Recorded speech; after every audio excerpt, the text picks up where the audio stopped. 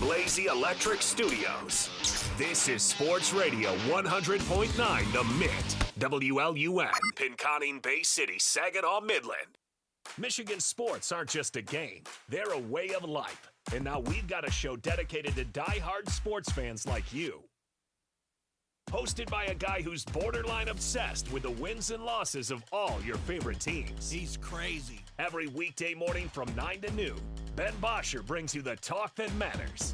The teams, the stories, and the players you care about most. This is the Ben Bosscher Show, built by Bresky Siding and Building Repair. Remember that.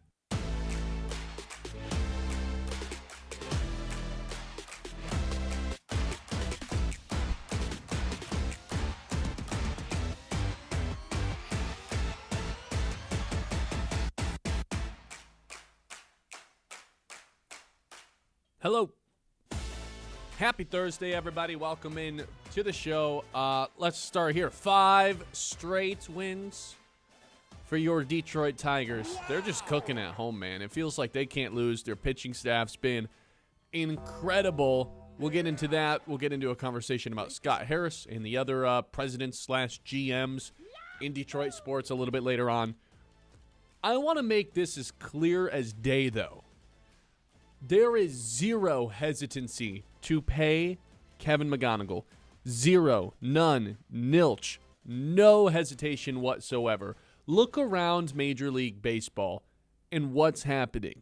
The recent trend. Pay your top prospects. Kevin McGonigle, 8 years, $150 million. Connor Griffin, 9 years, $140 million. The Brewers, they pay one of their top prospects, Cooper Pratt, 8 years, $50 million. So not on that same echelon, but still, nonetheless. The Mariners with Cole Emerson, they pay their guy 8 years, $95 million. He hasn't even played Major League game yet. They're just getting that contract out of the way. So why is this happening? What's going on? Why are all of these teams trying to lock up their players before they even play, before they've played 2 months worth of baseball? A, potential lockout this upcoming offseason. What's going to happen? Is there going to be a salary cap or a salary floor implemented? How is that going to impact the teams? Who knows? Get your contracts done as soon as possible. Number 2, this is how you counter what the Dodgers and Yankees and Mets are doing. These teams that just want to spend out the wazoo, that have seemingly unlimited money because they're playing in big markets, this is how you counter them. Oh, you're going to try to steal our guys in free agency? Cool. They're not even going to get to free agency. You're not even going to be able to entertain the idea of coming and getting our guy. Oh, we're already dealing with it with Tarek Skubal. You've been dealing with it for 2 years.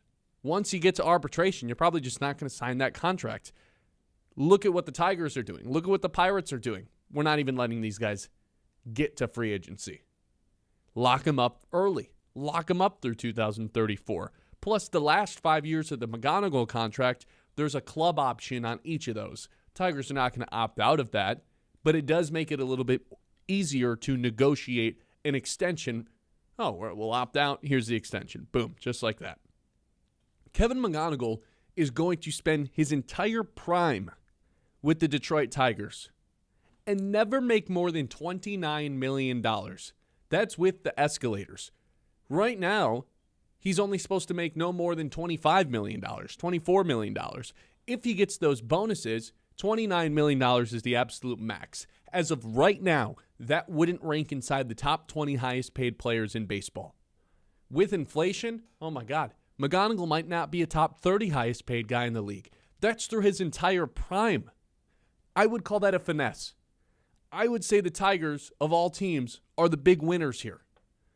Obviously, McGonigle's a winner. He's got $150 million. But what the Tigers are doing right now, it's smart. There is no take. There is no counter. Oh, it's too early. I don't know. Wouldn't have done this. Want to see him play more games. That doesn't exist. The only stance you can take on this is celebrating the fact that this guy is paid. And he's not the top, not the first, not the last top prospect to get paid early. Let's take a stroll down memory lane the last couple years. Julio Rodriguez got a 12-year contract when he was 21, 4 months after he made his debut. 3-time All-Star now. Roman Anthony last year debuted in June. Got an 8-year contract in August. Best player on Team USA World Baseball Classic this time around. Corbin Carroll got an extension in the offseason after he debuted in August for 9 years. He's got 2 top 6 MVP finishes. You think any of those teams that paid their top prospects regret it? No, because all of them understood at a very early stage in the process, we've got one of the best players in all of Major League Baseball. We've been seeing him play through the minors. He's passed every single check mark. Boom, he's played 17 Major League games. And one thing is very obvious. This dude's the Tigers' best player. The best position player at the very least. I know Scooble exists, but this you can feel it, is different than Riley Green. This is different than Spencer Torkelson. What is it that Scott Harris has preached about since the day he showed up as the president of baseball operations? Controlling the zone. Battling through at-bats. McGonigle doesn't chase, doesn't swing and miss. He's walked more than he has struck out every year he's been in professional baseball. This season, in Double-A last year, the year before, every year he's been drafted with the Tigers, he has walked more than he has struck out. Guys, that's unheard of. That does not happen across baseball anymore. Off the field, he's everything you want in a franchise bat. Here's Kevin McGonigle on playing for Detroit. Since I've been drafted by the Tigers, the way I am, I'm loyal, and I want to stick at one spot and help a team out to win a World Series at any year, the time I'm there. So, we agreed to, both fair for both of us, and I know that it's the right move, and I'm looking forward to, just go out every year and giving it all I got. There's nothing in there about money.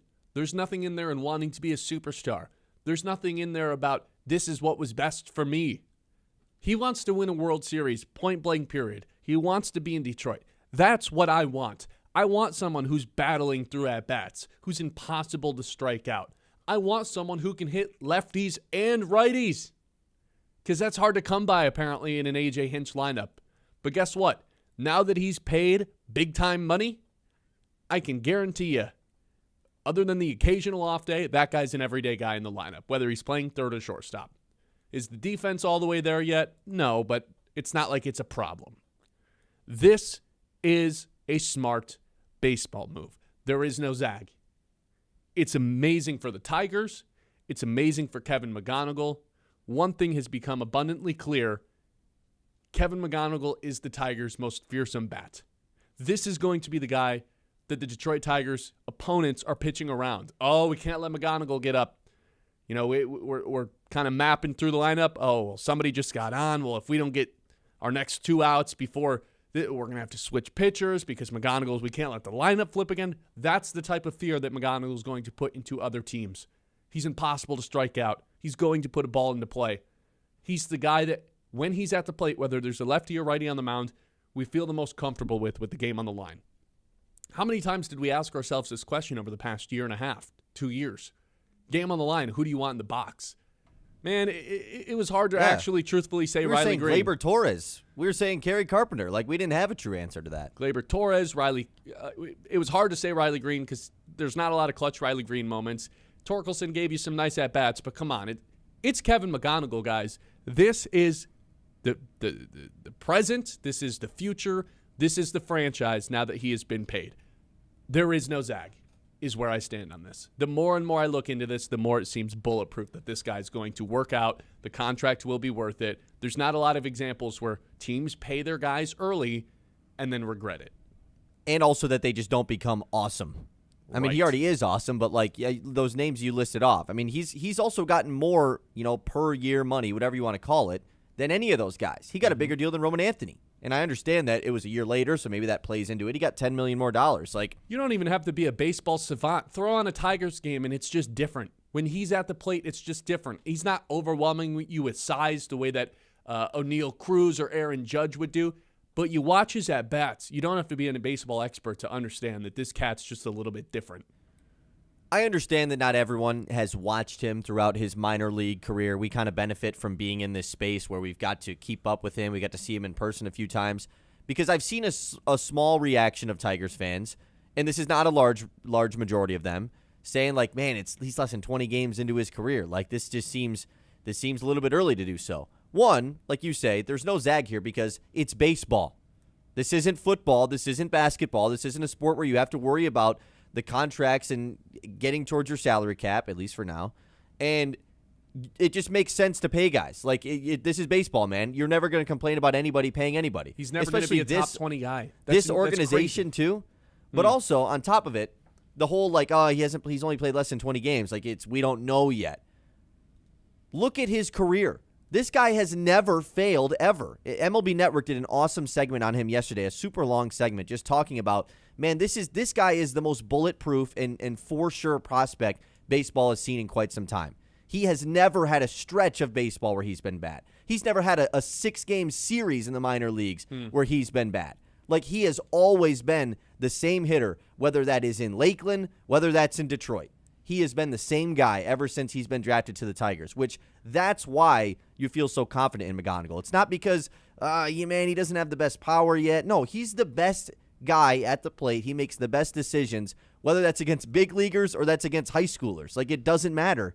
That's the type of hitter that he is. He had a quote during spring training that essentially was, all I have to do is see a pitcher one time, and I've got him figured out. I was like, man, that's a little bold for someone who's 21 years old and hasn't seen a lot of major league pitchers in his career.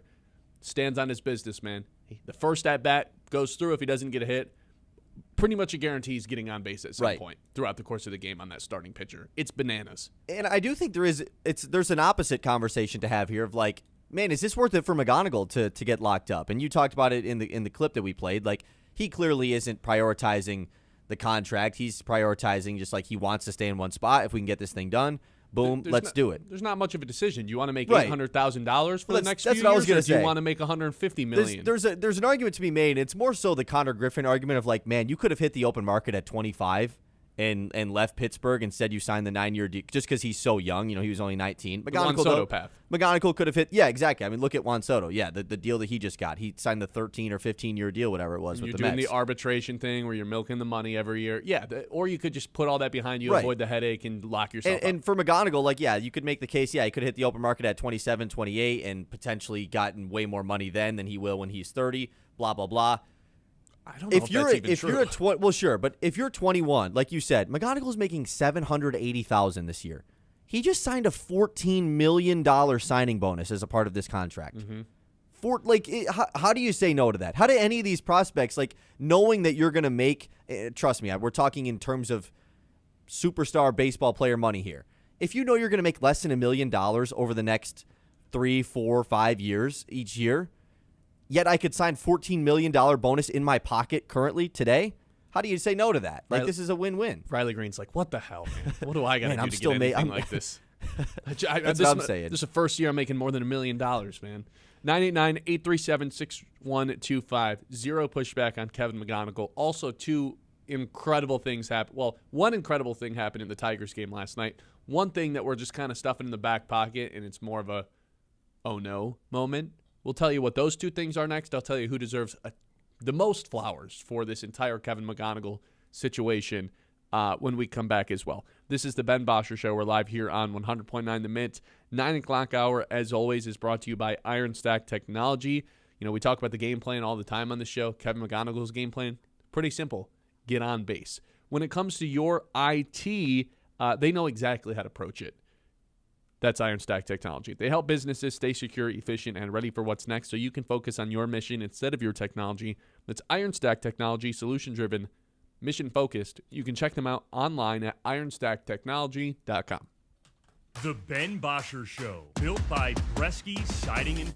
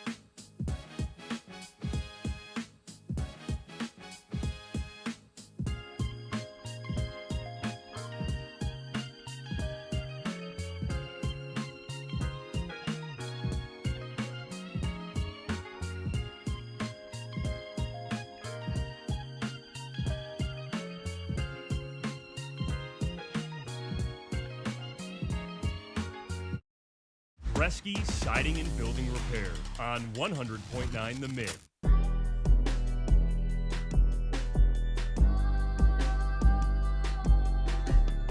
All right, let's get to the texts here in just a minute or so. One person I do think deserves way more credit than maybe we're even giving him right now is Scott Harris, unfortunately. And it almost like pains me to do this. Unfortunately. It almost pains me to do this in a way because, man, I've had my gripes with Scott Harris over the years. But, one thing he consistently told us was be patient. We're excited about the future. We like our top prospects. Hearing that when you were the 1 seed, incredibly frustrating. I think he might have been right. And I think it was all worth the wait for this Kevin McGonigle character. Most hits on the team, 8th best walk to strikeout ratio in all of baseball as a 21-year-old. This is the guy that teams don't want to pitch to on the other team. This is the guy that you are pitching around. 989 OPS versus lefties, 891 OPS versus righties. It's ridiculous. It really is. In addition to Scott Harris bringing in Framber Valdez, spending $115 million to do that, having a top 10 payroll. One thing that kind of gets forgotten about, I guess we bring it up a good amount. Colt Keith signed through 2032. Man, if he keeps these numbers up, that seems like a bargain because he's not making any more than $6 million up until 2030. Brought Kenley Jansen to town. One thing that just kind of completely gets forgotten about is re-signing Gleyber Torres for $22 million with the qualifying offer. Really important piece to this team. As of this year, it was really easy to say, well, he didn't add any bats. What do you think was going to happen? He told us to wait for McGonigle. We waited, and it seems incredibly worth it. So, yeah, I think we're at a point where we do kind of like we're out of reasons to bash this guy other than the fact that he's fumbled the last couple trade deadlines. Sure, and that will be the next reason. Like he has earned his flowers from April until the end of July. Yeah. And then when the Tigers don't get aggressive at the trade deadline because they love the prospects, then we'll have this little rinse and recycle. Yeah. It's going to happen once again. But for now, hey, shout out Scott Harris because I'm with you here. The Kenley Jansen thing, I think, is the most underrated one. Yeah. They have just gotten their lockdown closer. There's no question mark about who it's going to like. That and bringing Gleyber back, which for some reason, because you returned him rather than just signed a different guy, I don't think it got talked about the same way it would if you brought in a new bat. Sure. But Gleyber, because we figured he was just gone, too, based off of Colt Keith playing second. McGonigle was originally supposed to play second. We just kind of figured that Gleyber was going to be gone, and he's a key piece of this lineup. Hasn't been off to the best start, obviously, but not like he's making cheap money either. Right. $22 million. That's a lot for a second baseman. The Tigers already had earned our respect from the offseason for actually spending money, being a top 10 payroll. Isn't that what we asked for at the end of the day? We're not asking to be the Dodgers or the Mets because those teams are an anomaly. We're asking to be competitive and show that you want to be competitive. And they did that by bringing in Framber Valdez. And people are still not going to be satisfied with whether it's Scott Harris, whether it's Chris Ilitch, everybody involved in the front office and ownership because of Skubal not getting extended. People will never be satisfied with what they're doing now. And we've continued to talk about this, and I don't really want to highlight it because it's more so about everything else that they've done.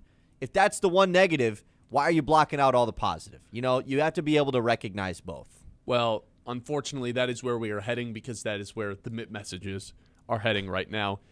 We got a text that said, rest in peace signing Skubal. Get ready to see Montero throwing every 5 days for the next few years. Amen.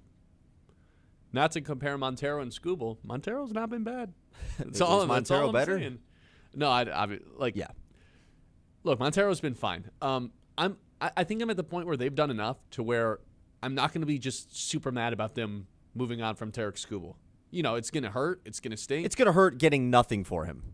It's going to hurt just losing him. Trading him and not going all in on this season. Sure. You're right. Worse. You're right. But it's the same argument that you make when the Skubal trade talks were really hot 2 years ago, before the Tigers went on that crazy run in the second half and there was actual real Skubal trade deadline rumors, is it worth paying a guy $400 million who plays once a week when you can trade him and get guys that play every day? Or you can, pay a guy like Kevin McGonigle who plays every day. Mm-hmm. That's the whole argument at the end of the day. And as far as succession plans go, obviously nobody's Tarek Skubal and Framber Valdez isn't a two-time Cy Young winner. They went out and got one of the better left-handed pitchers in all of baseball that was available. It's not a true there's never going to be a replacement for Tarek Skubal, but this is about as good of a succession plan as you can have. It's kind of the combination of him and Jackson Jobe, right? If Jackson Jobe really turns out to be this ace pitcher that we always thought he would be because he was the best pitching prospect in baseball for the longest time, it's the combo of those guys. I also am going to just toss Troy Melton into that too, because he showed some signs at the end of last year where I was really impressed. Why not? This is from Andrew. Andrew says, why are we acting like Kevin McGee locked up for life when this contract will expire when he's the same age as Skubal now? You don't feel right paying Skubal because he's 29 and asking for 10 for 40, but it's going to be different in 8 years when Kevin McGee is asking for the same thing? Come on now. I think it's different because, I mean, sure, the age thing I guess you can make sense, but Skubal's his path in the bigs has been much different than McGonigal's. And he wasn't a top prospect. That's the thing. I mean, here's a different thing. One, Kevin McGonigle is not represented by Scott Boras. I mean, that's already a positive for the Tigers. But two, when you've already signed an extension with an org and you've already gone through that process of coming to an agreement, I mean, think about how farther advanced you are than where Tarek Skubal, Scott Boras, and the Tigers are. You know, you've already made that process of agreeing to a contract extension. Skubal and the Tigers have never been further. So, like, I think it's much different. You're right. And Skubal didn't come up as one of these top prospects to where he made his first major league start, and it's like, oh, my God, we have to pay this guy right now. Like, that wasn't at all the case. And also, with pitchers, like, there's always there isn't a lot of injuries. pitching. There's not a lot of pitchers that get these contracts right away. No, it just doesn't really happen. Because they could get hurt at any time. And also, like, they always get. I mean, you're going to miss a year of your career no matter what. And until Skubal did miss a year of his career and then came back, it's not like he. I mean, there were some flashes, but nobody would have thought Casey he turned into Mize this. was always supposed to be the guy. Yeah, he always was. I don't think there was anything they could have done to see the Skubal thing play out early and then be like, you know what, let's lock this guy up. Because if you're Skubal, I think this has worked out brilliantly for Skubal. He's about to get the highest paid contract in the history of pitching. Yeah, it's totally worked out for him. But I think the text is probably more revolving around the fact that McGonigle will become a free agent once again, the same age that Tarek Skubal is. Sure, let's worry about it then. Yeah, that's also in 2034. Yeah, like, I'm not going to be all that pressed about 2034 issues in the Big 2-6. Right. And like, worst case scenario, you know what that means? They've got 8 years to try to go win one with a franchise bat that they finally have now. Because isn't that kind of what they were missing last year? Yeah. And you know what it also takes away? Like, any sort of, is McGonigle going to be on the Tigers? Are they going to pay McGonigle? Like, that conversation. How many times do you think we would have had that over the next 8 years? You know? I mean, now do you it's remember just how gone. crazy it got with Judge? Not to say that McGonigle's going to turn into Judge. They're completely different players. But that was like a whole year where it was just like... He's going to the Giants. Yeah, it was just like the Judge saga was ridiculous. Yankees fans were tormented. We don't have to deal with that anymore. Yeah. Yeah. A couple things about last night's game before we move on. Where do you want to start? Positive or negative? Positive, man. We're having a good day. Well, that means we're going to end negative, though. Oh, you're right. Yeah, but we got some text to get to, too. So let's start positive. Javi Baez with the most brilliant slide I've ever seen in my life yesterday. I think sometimes we take this guy for granted just because you think Javi Baez, and it's like, what'd he do now? He's swinging a pitch 3 feet outside the zone. The slide that he had yesterday going into home, first of all, you're just like, you don't really see people slide feet first anymore, and Javi's one of the guys that still does it. I don't really know why until you have something happen like yesterday to where he slides in home. He's clearly beat to the play from an awesome throw from the cutoff man.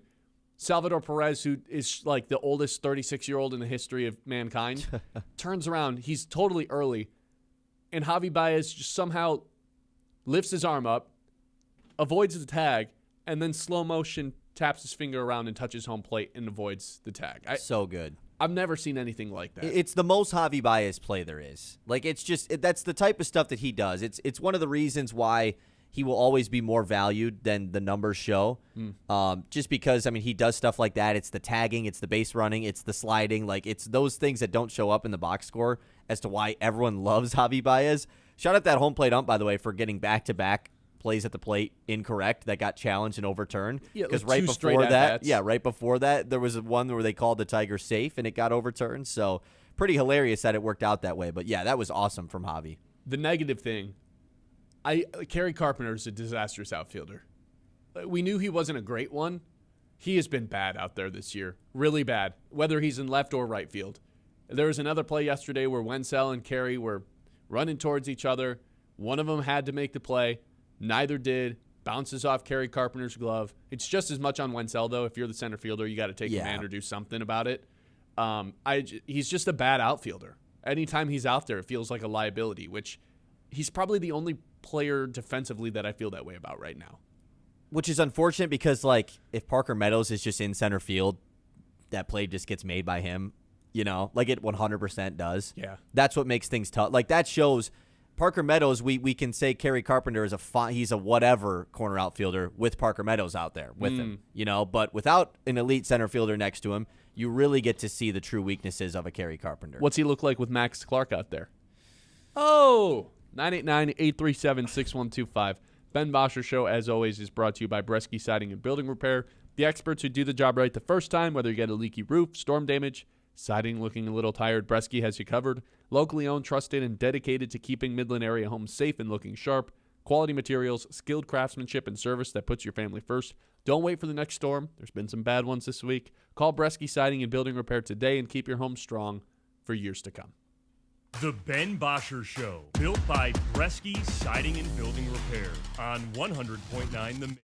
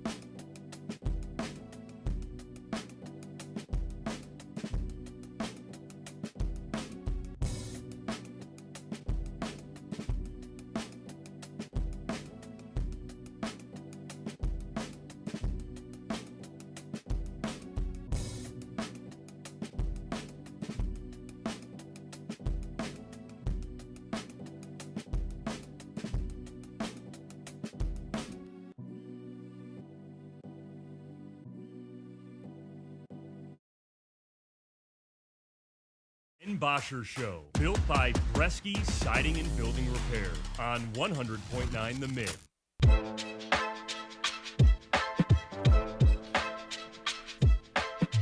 Kyle, what is the chat? What is the chat saying about Kevin McGonigle's contract Chat? right now? What up, chat? What up, chat? Let's see what they got going on. So Kevin McGonigle obviously getting that extension, but we were talking about some of the, like, how good he's been throughout his career, how to compare him or whatever. RB is saying, kind of reminds me of Dustin Pedroia, but better, saying something. Short, sneaky power, but can put the ball anywhere and everywhere. I love this comp of Pedroia. Pedroia, obviously a right-handed bat, played second, so a little bit of a different situation. But I think this is a perfect comp because Pedroia was like a shorter, compact guy, had the sneaky speed, but like just one of the most highest IQ hitters in the league for a really long time. So like I think that's an awesome comp for McGonigle. Yeah, like anyone who's just brilliant at the plate in the way that they approach their at-bats and can read, different change-up and breaking ball pitches, I think is a fine comparison for the guy who just doesn't swing and miss. You're rarely going to see this guy swing and miss completely without being able to foul something off. Don't get me wrong, it's going to happen. Yeah, but like he struck out twice last night. It's always then he going to drew a be in walk that late. 99th, 98th, 97th percentile in terms of the swing and miss and the chase rate. It's one of the best guys you'll see in baseball. It's awesome. And to have it at 21, Yeah. that's just rare. Without ever playing at the AAA level either. Like, just crazy.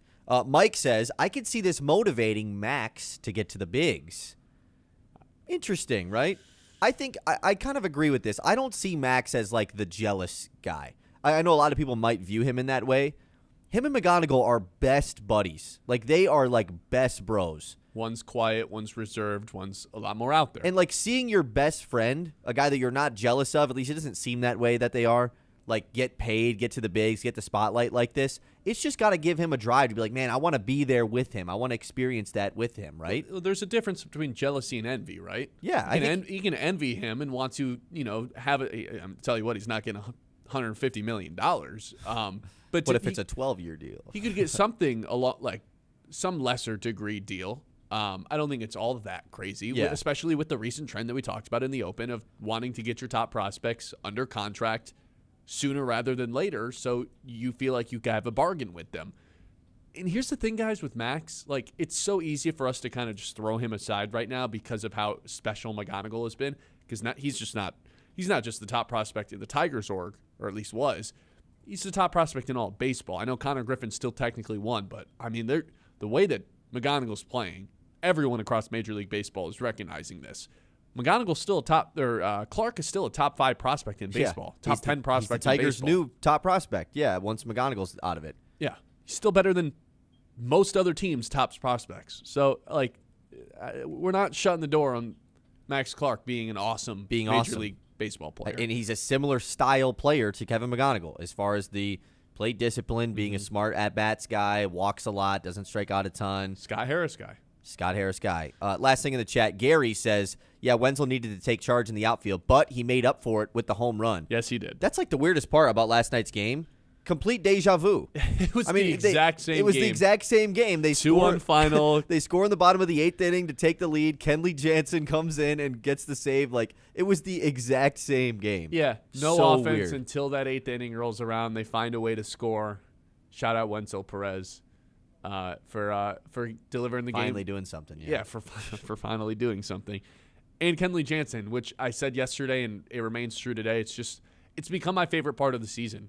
This has also become my favorite bobblehead we have in the studio. Yeah, it's so cool. Loons, catcher, Kenley Jansen. Just really fun stuff. All right, let's hit the news quickly. The Mets Morning Catch. I'm going to hit the news slowly, actually. I've decided. Moving slow on a rainy Thursday. That's not all that atypical. I mean, it's been a rainy every day. Like you said, we've just been getting torched out here with all of the rain. I'm not to get into too much weather. No, this is quick, yeah. I'm fascinated by what's going on up north. Like it's Yeah. kind of horrifying. I know. And I'm glad where I'm not up there. I feel like Midland's about as far north as you can go without it being considered up north in Michigan. Yeah, it's definitely not up north. I know. I'm saying it's as far north as you can really go without it kind of being considered up north. Okay. Interesting take. It's wild up there, man. It's bad here. And it's bad everywhere. The pictures and videos I'm seeing of what it looks like in Sheboygan and other cities up there. Good God, man. There was some tornadoes, too, in southeastern Michigan. Like, just... There's some in West Michigan, too. Yeah, like, the whole state is just getting ravished by the rain right now, which is terrible. So hopefully everybody is avoiding all of that terrible weather. Okay, today, Tigers-Royals, Game 3. Day game today, 1:10. Kiter Montero, who has been pretty darn good since entering the starting rotation. He's taken on another lefty, Chris Bubic of the Royals. We talked about it, man. I mean, I know the Tigers' offense hasn't gotten going this series. It's because you're facing 3 really good pitchers for the Royals in this series. Bubic is another one. Interested to see what the lineup looks like tonight. I'm assuming Jahmai Jones is not sick anymore. That's what it kind of sounded like, reading between the tea leaves about it on But is Monday, Colt Keith going to be in the lineup? Is it going to be back-to-back games with the lefty starter with no Colt Keith?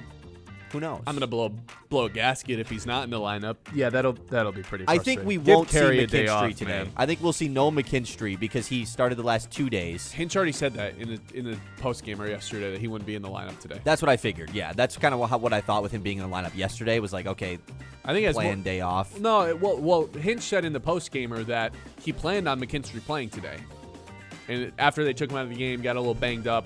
Oh, okay. He's not going to be playing. Interesting. McKinstry's good versus lefties. Yeah, he is. I mean, McKinstry's just he's been pretty good in this series, honestly. So yeah, everybody has. Yeah, that's a good point. Okay. Other than Torkelson. Maybe a bigger Torkelson conversation at some point. But Tigers are playing good, so we don't need to do that yet. Play-in games last night in the NBA. Let's first talk about that Eastern Conference one, which I just got to admit right here, Ben, hand up. Didn't watch a lick of this game. It was Tyrese fine. Maxey leads the way over the Magic for the 76ers. Something else, man. He's so fast. Yeah, 109-97. Philly will be the 7th seed. They'll take on Boston. They've lost to the Celtics 3 times over the last decade in the playoffs. That means for the 8th seed, a.k.a. to play the Pistons, I know we're going to get into this next, Hornets versus Magic. The big conversation, though, to have is that Western Conference game. Steph Curry, man, goes vintage Curry mode. Goes off in the second half, specifically the fourth quarter, knocks down 7 threes, leads the Warriors to a play-in victory over the Clippers. They will fight for a chance to get into the playoffs. You know, I selfishly wanted this game to be at 7 and flip that Eastern Conference game I wish. at night. Would've Obviously, been so that would nice. never happen. But I was so invested into this, and Curry gets hurt in the first quarter and goes to the locker room, and it's like, oh, my God, what's going on? He didn't really do anything for the first half, and then the first half of the third quarter as well. And that's when I fell asleep, not on purpose. I mean, you got to do the early show. Fell asleep. I wake up to find out he's got 34 points, hit 7 threes. I was like, how on earth did I miss? To me. I fell asleep before he started going off. I think the second I fell asleep is when he's like, all right, time to put everyone else night. Yeah. night. Oh, the guy who took my lock of the day? Yeah. Went to bed, time to go off now. Yeah, so the Friday play-in games will be Hornets Magic at 7:30, Warriors Suns at 10. Both of those games will be playing for the 8 seed. We'll end the news with this, a good transition to the next topic. LaMelo Ball did get fined yesterday, not suspended though. He gets fined on 2 different things. One, for, of course, tripping Bam Adebayo, $35,000 for the tripping of sending their best player out of the game. And he gets fined $25,000 for saying the F word in the post game. Shout out to LaMelo Ball. I thought he should have been suspended. He has quickly risen up the ranks of my least favorite athletes ever. I want to talk a little bit more about LaMelo's antics. He called out the Pistons and some of our least favorite athletes of all time when we come back. It's the Ben Bosscher Show. We are live here on the Mitt on a Thursday. Thirsty Thursday here at Dow Diamond if you decide to come on out to the ballpark tonight. See the difference at Midland Eye Care, where your vision is their focus, offering comprehensive eye exams, glasses, contacts, and advanced eye health services, friendly, knowledgeable staff, and a wide selection of stylish frames for every face and budget. Book your appointment today and start seeing clear tomorrow. That is Midland Eye Care. The Ben Bosscher Show, built by Bresky Siding and Building Repair on 100.9 The Mix.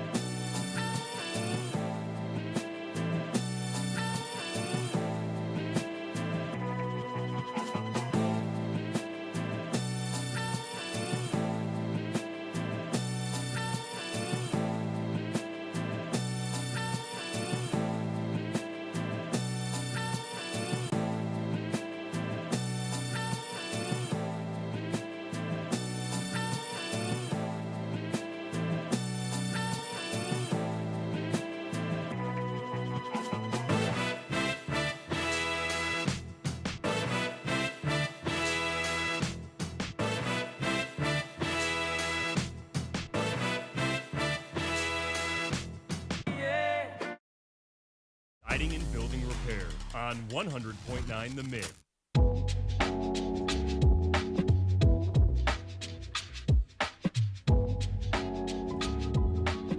So, as anyone following the Pistons this season knows, they've got a little bit of beef with this team that they could be playing in the first round of the playoffs, and that would be the Charlotte Hornets. Obviously, they got into that pretty nasty fight that ended with suspensions for Moussa Diabate, Jalen Duren, and Isaiah Stewart. They got into it again when they played about a week and a half ago when Brandon Miller went and dunked on, didn't really dunk on Duncan Robinson, but like swung around and hit him in the face. Duncan didn't back down. They're ready to go again. And then Jalen Duren told his team, we're not shaking hands with these guys. We don't respect them enough to do that. Just an old school, like straight out of the Bad Boys playbook. Like, yep, we're not even shaking hands with these guys. Screw them. And now there's a chance they get in a 7-game series with them. Well, LaMelo Ball went on a little bit of a tirade yesterday on good old X, the Everything app. It has everything, including LaMelo Ball, going crazy. One of the things he said was, Hornets in 7.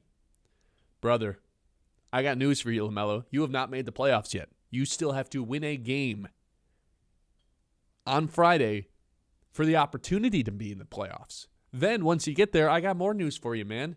The Pistons swept you this season. He has always been one of my least favorite NBA players. Sports hate, it's a real thing. You can hate other athletes. LaMelo Ball is like skyrocketed to my number one most hated player in professional basketball right now from a Pistons standpoint. I don't enjoy watching him. What Nick Wright said yesterday, that he's a clown. He's always been a clown. He'll forever be a clown. I tend to agree with. I really do. I don't think he takes basketball. Not that he doesn't take it seriously. I just think the way he plays is unserious, and you saw that in the play-in game a couple days ago where he was 2 for 16 from downtown. Dude, he hit the game winner. I just don't think the basketball gods will ever be in his favor. The way that he approaches the game, it's loose, it's sloppy, it's, I'm just here to have fun rather than win. It's stuff that belongs in an AAU tournament. That's what LaMelo Ball is. I also think he has the IQ of a turtle. So he has quickly risen up my most hated athletes list. Aaron Rodgers will forever be number one. But in terms of current guys, LaMelo has passed Jalen Brunson. I'll tell you that. I think he's my number 2 right now amongst current athletes. Yeah, Aaron Rodgers, as long as he still exists, which I think he does in the NFL still. That's just part of the reason why I despise Aaron Rodgers. He does this all drama offseason thing every single year. Aaron Rodgers will always be number 1. I don't have this same hatred towards LaMelo Ball as you. I certainly have it towards the Hornets as a group. I thought that your monologue yesterday ripping into each individual of the Charlotte Hornets was awesome. Because they're all bad people. They're all bad guys. They really are. In LaMelo, reckless drive. We didn't even talk about that yesterday. He's the most. He's right. All you did, you called him a menace. globetrotter. I was like, man, that might be like a compliment. Talk about his bad driving, man. He is a menace to society in the city of Charlotte. If you have children and you live in Charlotte, be on the lookout for big Hummer, Hummers, cars, anything that looks like it could be driven by a professional athlete. You see that, turn the other way. You don't want to be anywhere near that thing. He is a menace. He is, yes. Terrible driver. They have bad guys filled all over that team. So it's, for me, they have become my least favorite team.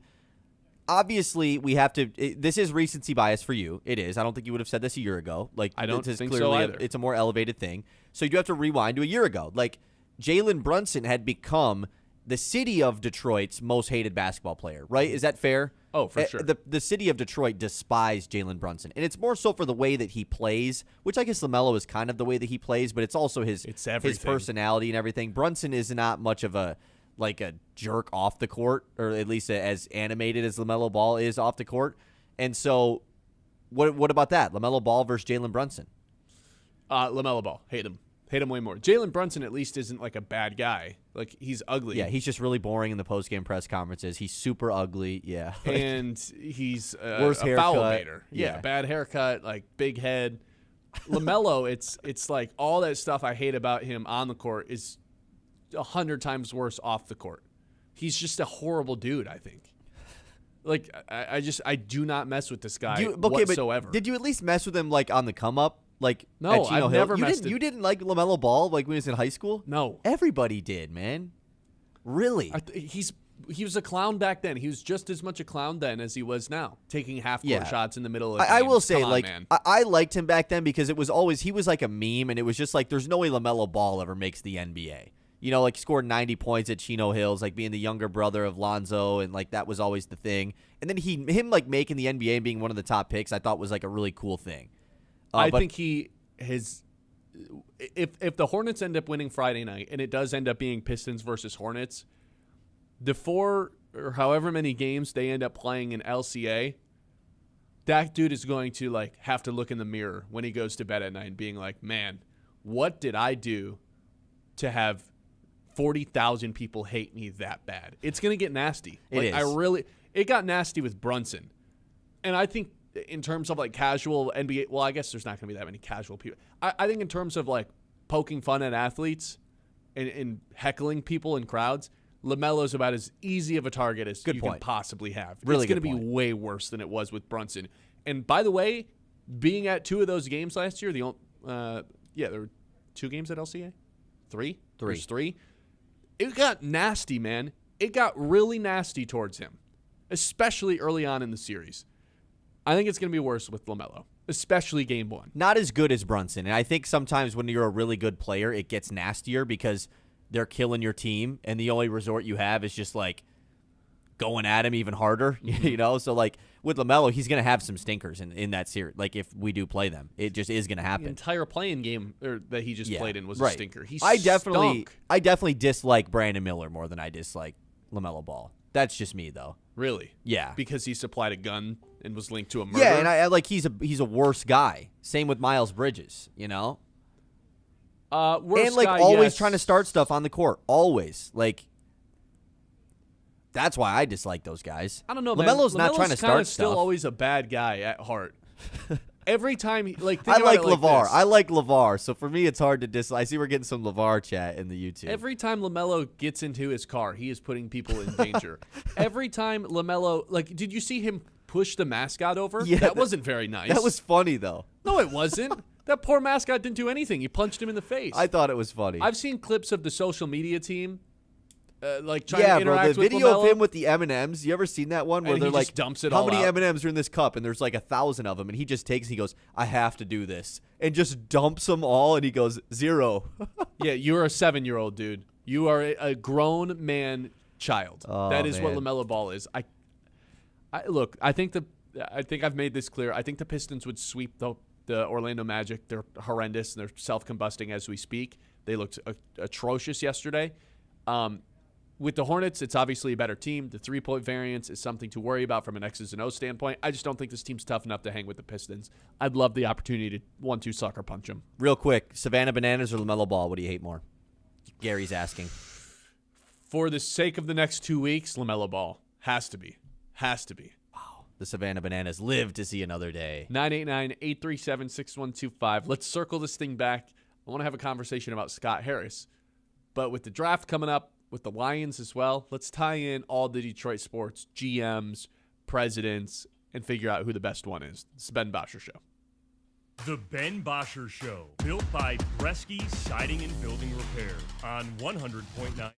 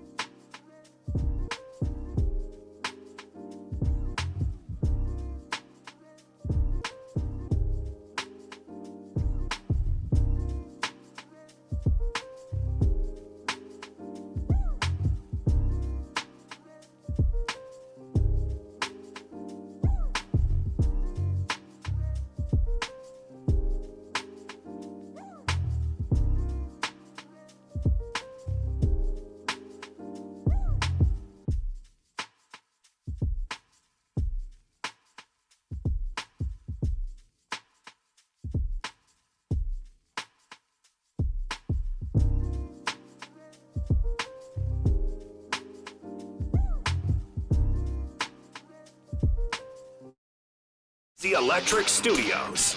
This is Sports Radio 100.9 The Mid.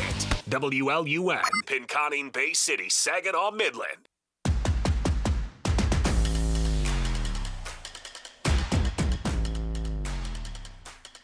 It's only right we got to give Scott Harris a little bit of credit. We told him, please do something last year at the deadline, and he said, nah, wait, just be patient.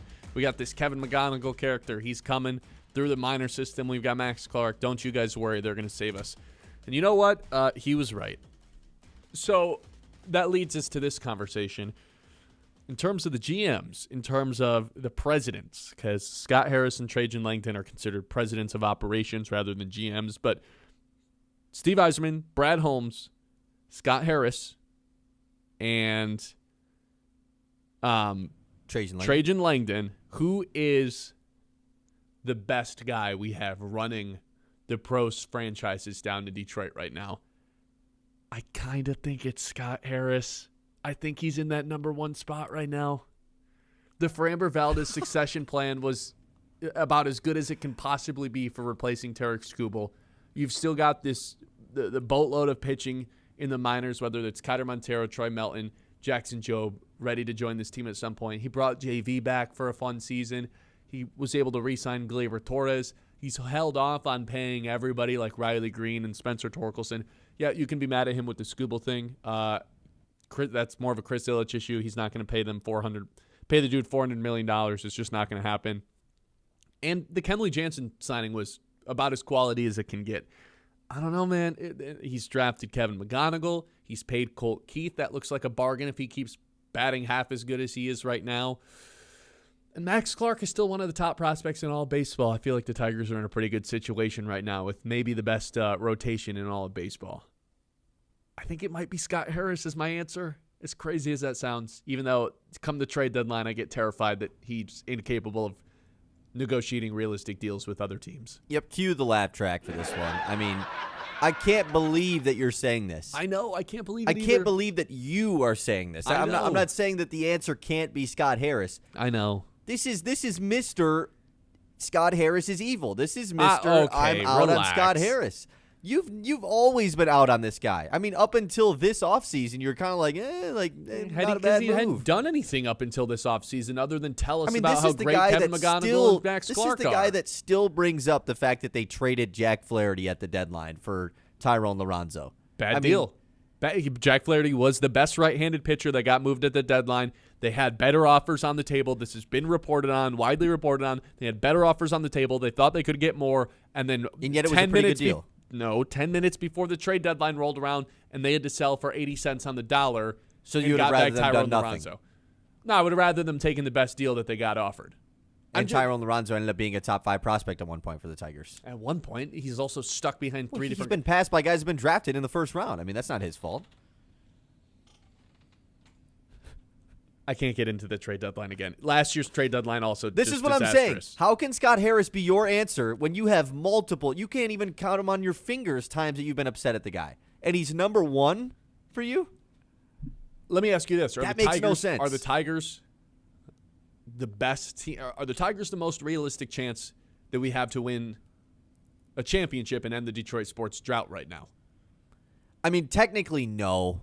What do you mean, the Pistons are the 1 seed and are about to play in the playoffs I don't care before about anybody else. Tell me what you think is more realistic. I think the Tigers. I do.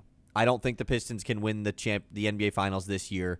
I think the Tigers could win it this year. The thing with Trajan Langton for the Pistons is he's still batting basically 1,000. I'd say actually he's batting 500 because I watched Colby White at the trade deadline. That would have been a nice addition. You also said that he made the trade of the year. I think he did make the trade of the year. Yeah, so who cares about getting Kobe White? Because that wasn't the trade of the year, right? It was the one that they made to get Kevin Herter. And Danis has been unbelievable since the trade deadline. The answer is Trajan Langton. He doesn't have his signature move yet. That's my only problem. Has he had to make his signature move? No, he is not. I don't think he can be, Scott Harris has the Kevin McGonigle signature move, signing him, drafting him, developing him. Brad Holmes has his signature 2023 draft class and the 2022 one with Hutch and Jamer, by the way. those two draft classes 2 years in a row, and like as much basically as, unheard of. As much as the recency bias, people are upset with Brad Holmes. He's got way more positive than negative.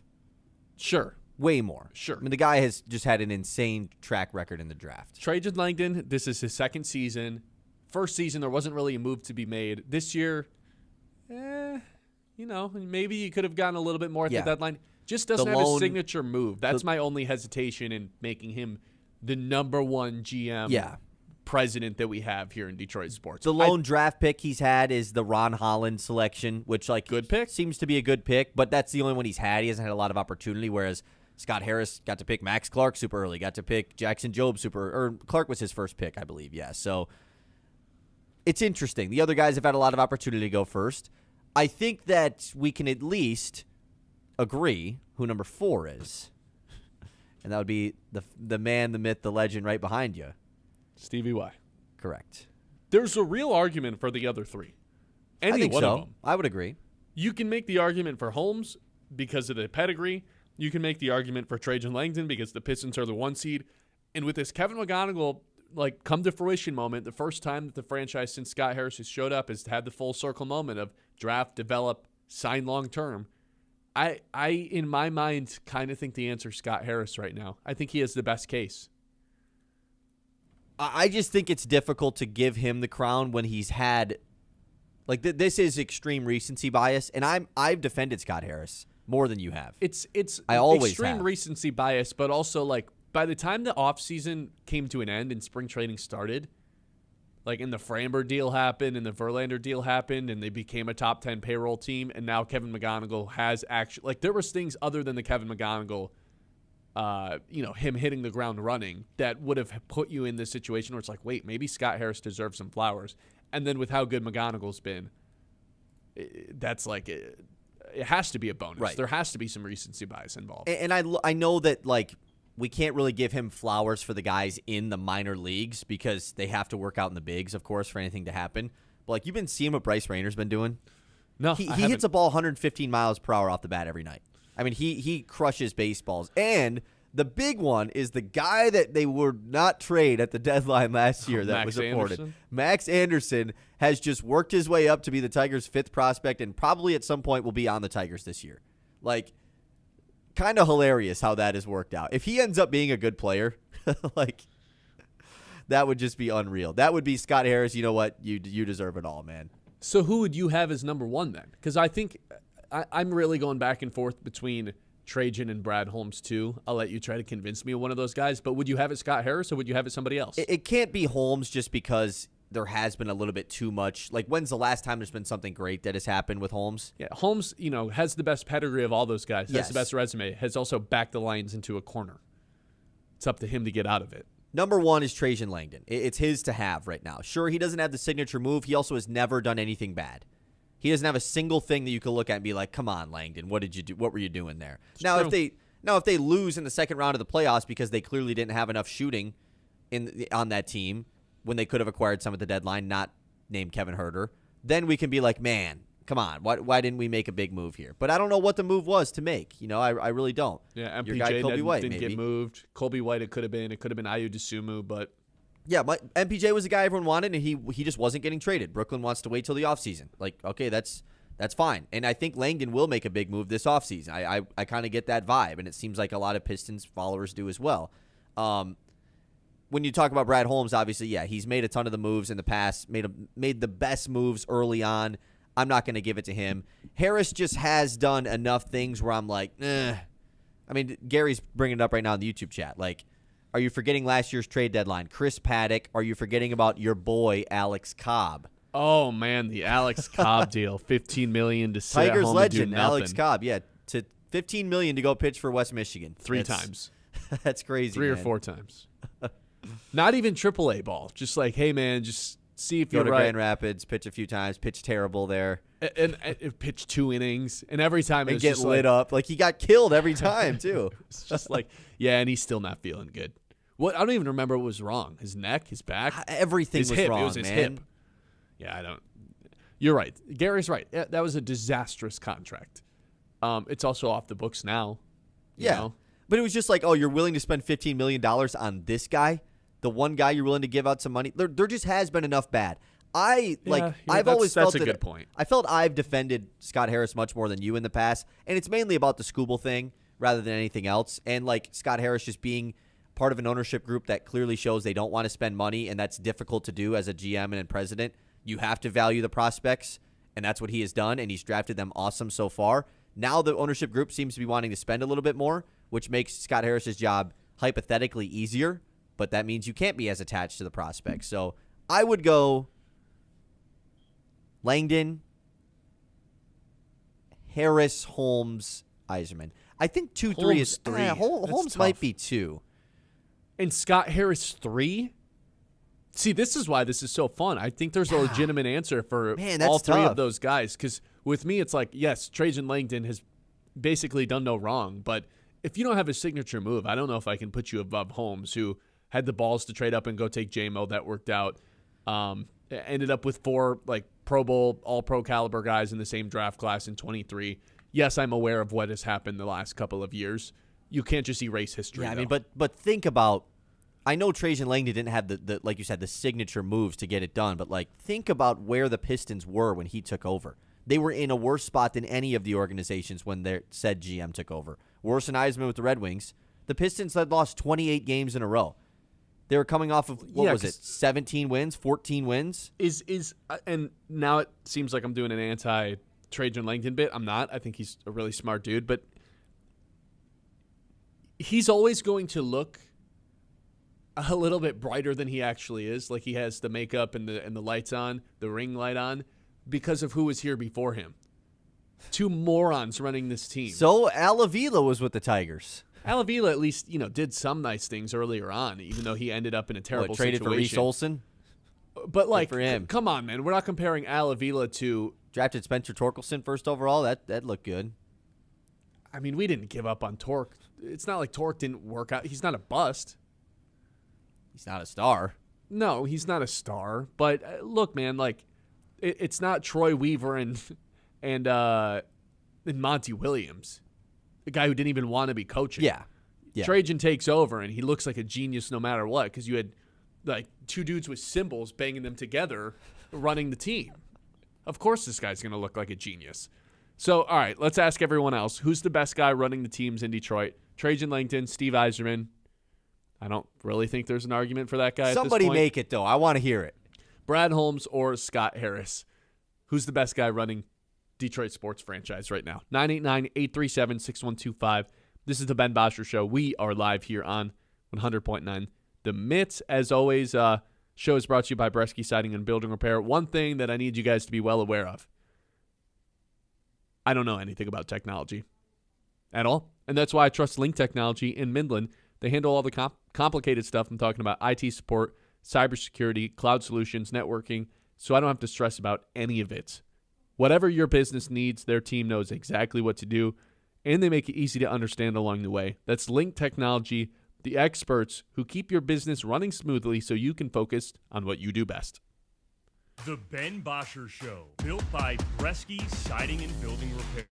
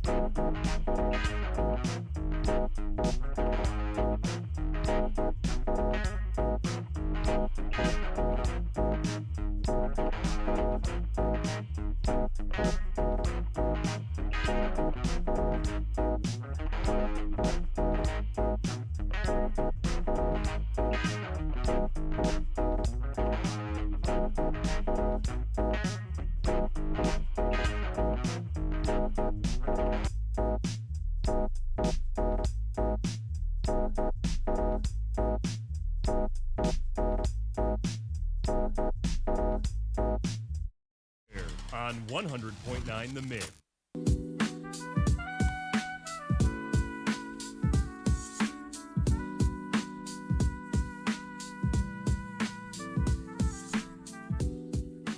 All right, so my rankings would go Scott Harris, Brad Holmes, Trajan Langdon, and Steve Yzerman. And I think the number one reason to stand on for me, if I'm making the argument for Scott Harris, is even though the Pistons are the 1 seed, I think the Tigers are in the best position to actually win a World Series this year.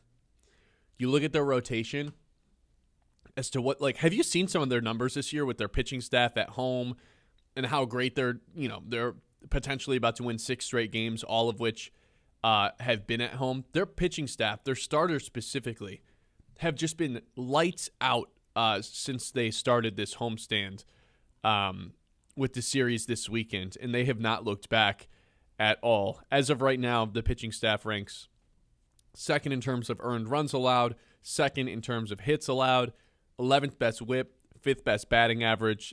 They've been really lights out. Tigers pitching staff has allowed a total of 5 runs over the past 5 games.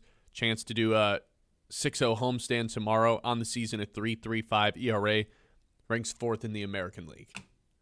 I think because of the situation they find themselves in, I don't think the odds reflect it, though, in terms of shortest, best chances to win the World Series. But I think the pitching staff is special enough, and McGonigle being this X factor bat is good enough. Keith and Dingler taking a step up. Is he even an X factor? He's just the best bat. He's right? just the best bat. Yeah, now they got a franchise bat. Now they have a real good player. Yeah, I think the Tigers have a better chance of winning the World Series than the Pistons do the finals.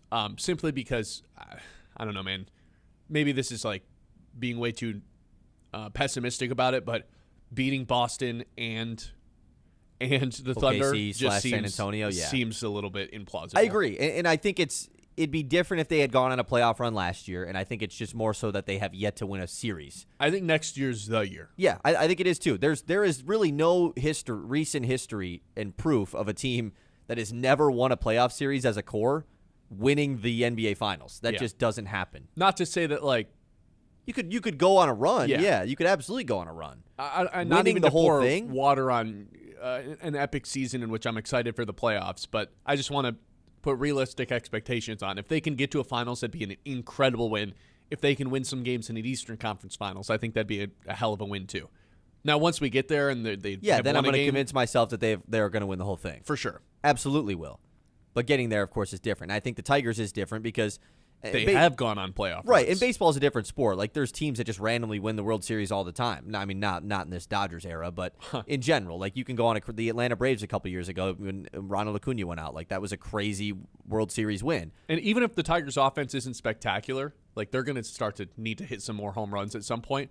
The pitching staff is something I feel like I can feel pretty good about going into a postseason. I mean, they've won the last 2 games by giving up 2 total runs. Their offense hasn't even hasn't been good. Come to play.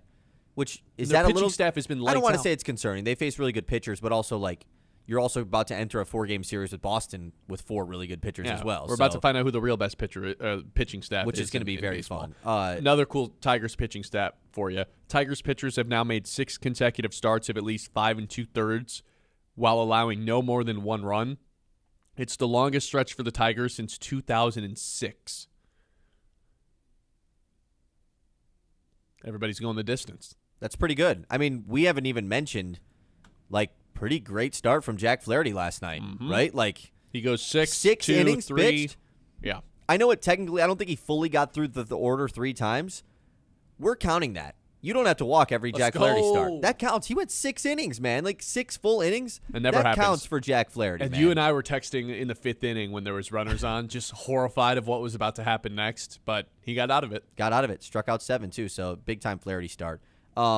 We do have a Red Wings take on this GM thing, if you want to get into that in the YouTube chat. Sure. From our guy Andrew. He says, to be fair, every single Detroit franchise was in the gutter when all of these GMs took over. Makes sense. Usually if you're taking over, that means the previous one was fired. Yzerman had no talent and bad contracts. Lions had fat Patricia. Pistons were the worst team in the NBA. The thing with Stevie Y, though, is he's drafted some talent, but they're almost all the same player and has completely missed on free agent signings. Yeah, I mean, Yzerman has drafted some good players, totally. And he's acquired some good players, too. The problem is I think DeBrincat and Kane are a little bit too they're too similar of players. Like he said, they're too reminiscent of each other. Yeah. Fat Patricia. I don't think I've ever heard that one. I've 1,000% called him Fat Patricia on yeah, this show. Yeah, you're right. Now he's Ozempic Patricia. You would go Trajan Langdon 1. I don't know, man. I feel like that's a little early, considering that this team's never won a playoff I think it's a series. little early to give. Like, what has he done to not be one? Huh? What do you value? Like, what has he done to not be number one? You know, like What are his knocks flaws? on him? Yeah. The trade deadline.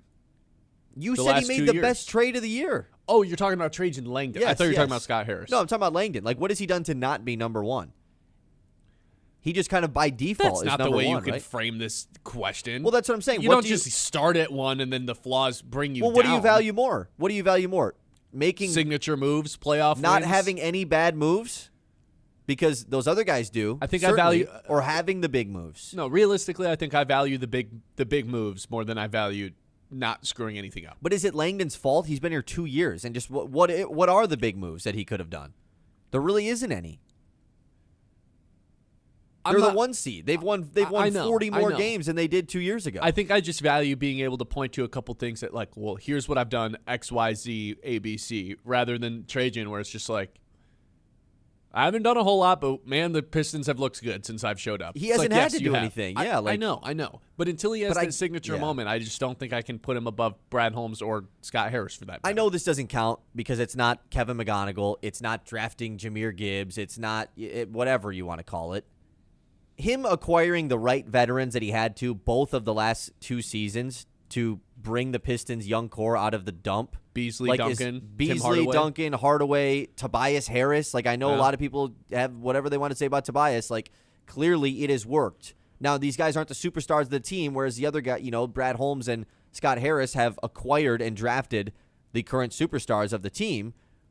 But Trajan Langdon hasn't had to do that. He put the right pieces around them to get the best out of them. I think Trajan's just like has the highest batting average, but doesn't have a home run yet. And Brad Holmes His and OPS is low. yeah, Brad Holmes and Scott Harris just have better OPS. I like that's a really good. Yeah, Trajan Langdon is batting like 600, but they're all singles. Yeah, every single one is a single. He's drawn some walks. The on base percentage is great, but Yeah. the slugging is basically like 250. Whereas like Scott Harris has hit some home runs, strikes out a lot. He will swing and miss a ton, but he's got some bombs. Brad Holmes peaked early in his career with a ton of big time seasons. He's had a couple slumps now. Yeah, didn't make the All-Star Yeah. team And last year Steve for the Yzerman, first time. just his whole career has been a 220 hitter with a 650 OPS every year of If his that. career, consistent.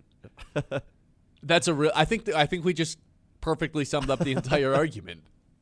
We did. That's a really good point. But this comes back to, what do you value more, batting average or OPS? OPS for sure. I still value batting average. of Don't get course. me wrong. Yeah, you can cancel him for it too. I think we've gone a little bit too far away from valuing batting average. I still think it's an important stat, but OPS is. But in this is context, the hitting stat. yes, correct. I can't convince you elsewise. You're just gonna pick Trajan. Elsewise, yeah, I think, Elsewise. and I like Scott Harris more than you. I truly do believe that. But there's just been enough evidence of like, dude, what are we doing, for me to just say, yeah, he's number one. I just think that the McGonigle to Rocks now have the home and pay run. him, yeah. Now he has the home run. He hit a bunch of doubles, hit a bunch of singles, maybe a couple triples too. Now he's got the home run, and that home run might have been a grand slam. Plus, they've won playoff series with this group of guys. And like, what if Max Clark is also awesome? That's what I'm saying. We got a text that said Pistons, Tigers, Lions, Wings in that order. Wait, say that again. Pistons, Tigers, Lions, Wing. Langdon, Scott, yeah. Brad Holmes, Similar Steve to mine Yzerman. then. Oh, a funny thing from Gary here, quick. Steve Yzerman is Parker Meadows. Bring him back every year thinking he will be better than below average.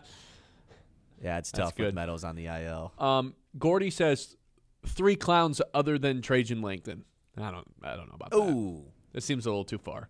People are so out on Holmes, man. It's crazy. Yeah. If he has another disastrous draft, okay, now we can start talking, but we won't know that until the season. Nick says, in a world where what have you done for me lately is the most important thing, can there be a 3-way tie for the top? Well, if it's the world is what have you done for me lately, Holmes is not tied, right? he's all based off of past pedigree. If it's not, what have you done for me lately? It's Scott Harris. Yeah, for sure. It's for sure Scott Harris. But Holmes still has the best resume and of Langdon, anybody. Langdon has the best team, though. Like, because also, I mean, part of being a good GM is just having the best team, right? Isn't that the number one goal at the end of the day? Yeah. The Pistons are the best team right now. So that could play. 989-837-6125. I'll take some more texts on that a little bit later on. Randy's Green Thumb, they've been proudly serving the Midland area with a family-owned friendly service since 1982, offering everything from fresh floral arrangements in vibrant house and outdoor plants to expert landscape and interior plant service. They also design, maintain, and install beautiful gardens, ponds, trees, shrubs, helping both homes and businesses thrive with greenery that lasts. Visit Randy's Green Thumb at Poseyville Road and bring brilliant color, life, and inspiration to your space this season. The Ben Bosscher Show, built by Bresky Siding.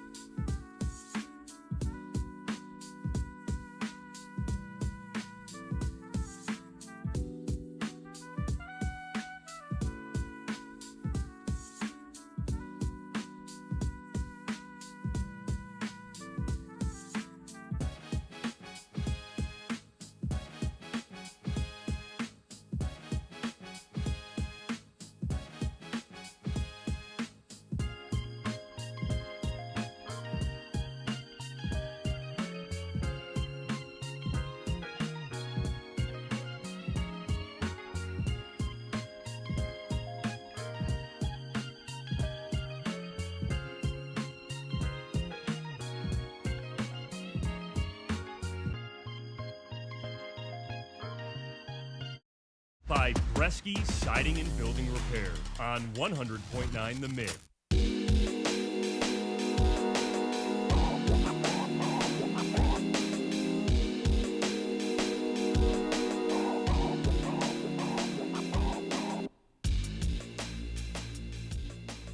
All right, let's take a trip around the league, get some football in. It's time to zoom out and go around the league. Can I be totally honest with you here? Be totally honest with you. I had nothing planned for this segment. I totally forgot to do something for around the league. That's awesome. I think I got an idea, though. Okay. Say if not, I can help you out. No. Hold on.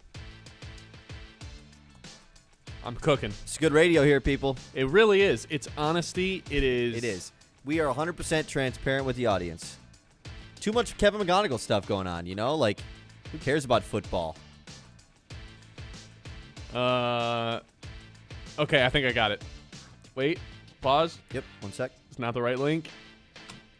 Yeah, I don't think I have it. What? I wanted to do what is the best draft slot ever for every single pick through the top, 20. You know what I mean? Like, who is the best first-round pick ever? Oh, I found it. Okay, because I had something. No. We got this. You don't want to do the This Week in Trivia on The Athletic? No. Okay. I'm good. Okay, here it is. In the past decade, so this fits us a little bit better, the best spot, 1 through 32, each slot in the NFL draft. You ready? Like the best pick at each pick? Yeah, we're going to do this together. We're going to test ourselves. Dude, Number 1 overall pick, who's the best one? We'll start there. I don't think it's any of the quarterbacks that have gone recently. No, none that have gone recently, no. Wasn't Myles Garrett a first overall pick? Myles Garrett was the first overall pick. Is he the best ever, though? Last decade. Oh, it's just of the last decade. Yeah. Oh. Okay, so you have Burrow's going to be potentially in here. Last decade, so it's going to go back to 2016. I mean, Myles Garrett just broke the Myles sack Garrett is 2016, right? Or 2017, maybe? Yeah, Myles Garrett. It's got to be him. Correct. It is Myles Garrett. Boom. All right. Okay, this is a good one. I like this. Number 2 overall pick. Jaden Daniels went a couple years ago. C.J. Stroud went a couple years ago. Saquon Barkley was the second overall pick. Was a Super Bowl MVP, though. I would go Saquon, then. I think I would go Saquon. Are you sure he wasn't the third pick? He was second. Okay, we'll go Saquon. It is Jaden Daniels. That's dumb. Saquon was the Super Bowl MVP, man. I don't disagree What about with you. Chase Young, though? He was second overall. Tough. Number 3. Wasn't Jeff Okudah the third pick? Drake May? Wait, no Hutchinson either in the second overall pick talk? Interesting. Yeah, this is... Okay, let's think about this more. Honorable mentions were Barkley and Bosa. Okay, you know who was the third overall pick that just won a Super Bowl? Sam Darnold. You'll go Darnold. I would go No. I will rock. But is there any other ones that we're missing here? Drake May. Outside of that, I mean, like, we're just not gonna. There's 8 other years in there. Will Anderson was the third overall pick. Yeah. Derek Stingley was the third overall pick. Yeah. Sauce. No, I think Sauce was, and then Stingley. No, you're right. Stingley went first. Yeah. No. Yes. No. Stingley went first. You sure? Yeah. Yeah. Go with Drake May. If they pick Daniels, Joey Bosa. Joey Bosa? Are we serious? We are serious. All right, number 4. No, that is a bad pick. Joey Bosa, fine edge rusher. Okay. The honorable mentions were Derek Stingley and Will Anderson. Oh, so just no Drake May. Yeah, no Drake May. Even though Jaden Daniels was okay. Quinnen Williams also a Who made this article? Fox Sports. Right. I love Fox Sports. 4th overall. This is where it gets hard. Yeah, this is where you just have to try to remember who went 4th overall rather than anything else. Corey Davis. That's right. Mac legend. 4th overall pick. So I'll give you the honorable mentions: Denzel Ward and Amari Cooper. Oh, so you've just seen this? No, I saw the honorable mentions before I don't believe you. No. The way I scroll up and I see the honorable mentions before I see the actual I don't pick. believe him, folks. Okay. 4th overall. Okay, so if those are the honorable mentions, that's making me think there isn't like a crazy good one. Andrew Thomas, I think, was 4th overall, the tackle for the Giants. Sure, we'll go with that. Pretty good tackle. Oh, we're so dumb. It's someone we already mentioned, Sauce Gardner. Oh, yeah, duh. We literally just said that. Yep. 5th overall 5th, I pick. think I could get this. Go ahead. Jamar Chase was the 5th overall pick. Really good player, Really good player. right? That's the first guy that comes to my head. Wasn't Jalen Ramsey also a 5th overall pick? Would it have been 10 years ago? 2016. Probably 2016 draft. Yeah. I'm fine with Chase. Let's go Okay. with Chase. Yep, we were right. Boom. What are the HMs though? Jalen Ramsey, Brandon Sheriff, and those two. Crazy that Scherf goes 5th overall as a guard. Just weird how the times have shifted. 6th? Okay, was Herbert the 6th pick or the 7th pick? I think he was the 7th pick because I think it was it, the 7th. I think it went Tua, Herbert, 6 and 7, right? Yes. Who went one pick before Penei Sewell? Jalen Waddle. Won't be him. Really good draft, but yeah, it won't be him. Yeah, I think Herbert went 7th. I don't think he went 6th. Tua? I'll be upset if we get that wrong. Tua, no. But it won't be Herbert. I'd rather at pick 7th. Jalen Waddle over. You think it'll be Sewell over Herbert? Well, we're on 6 right Yeah, now. yeah. I'll go with Waddle, I guess. I mean, that's the only one that I can think of. So Justin Herbert's an honorable mention. Oh, so Ronnie Stanley's an honorable mention. Quentin Nelson is the best 6th overall pick that another they have. guard that went in the top 6 of the draft. That's so weird. So it was Tua 5, Herbert 6. That's what it was. I refuse to take any other answer besides Penei Sewell for this one. Pick yeah, 7. sure. I could get behind that. Honorable mentions go to Penei Sewell and DeForest Buckner, and the answer is okay. Is it a I quarterback? can't be that mad about it. Yeah, Who is it? Josh Allen. Oh man, we see this is we just I moved don't on care. too quickly. I don't care. I would not have accepted any Josh other Allen? answer besides Penei Sewell. You wouldn't have accepted Josh Allen. No. Pick 8. Come on, that's ridiculous. Okay, pick This 8. gets hard, man. I have a hard time remembering who went So what. Michael Penix went pick 8. I don't think it's gonna be him, brother. Didn't his teammate Bijan Was go Bijan 8th too? Robinson 8th? Yes, I think he was too. That could be it, right? It could be him. Let's go with Bijan. Bijan's an honorable mention. So is Roquan Smith. There's a running back that went 8th overall that is maybe the best fantasy running back ever. Oh, I thought McCaffrey went 9th. McCaffrey's 8th. McCaffrey. Okay, so I was prepared to pick McCaffrey for 9. I thought he went 9th. Okay. 9. Dang, man, that sucks. I- We're kind of bad at this. This is hard. I have no guess for 9. Okay, let me think about this. I'm just trying to think because this is like a popular trade up spot. Yeah. Oh, I just want to sneak into the top 10. Drake London, did he go 9? He was either 8th or 9th. Micah Parsons went just outside of the top 10, I believe. I think he was like 11th or I 12th. think he was 11th. Any of the quarterbacks. I mean, that's we really just think about QBs. J.J. McCarthy did not sneak in.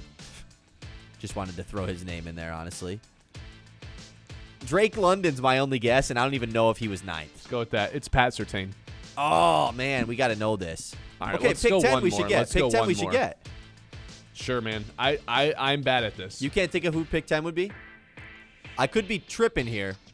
Was Patrick Mahomes not the 10th overall pick in the draft? I thought Patrick Mahomes was the 13th pick, but now that you're saying that out loud, I think you're right. I think he was the 10th I think pick. Mahomes was the 10th Yeah, pick. yeah. It's Mahomes. It is Mahomes? Yes. Boom. It is Mahomes. We'll take that. We'll take the end of that. Any Lions on here? Penei Sewell. Nope. He was an honorable mention. By the way, dude, like... There's one Lion. Pick 20. Pick 20. Ragnar was not 20. Yeah.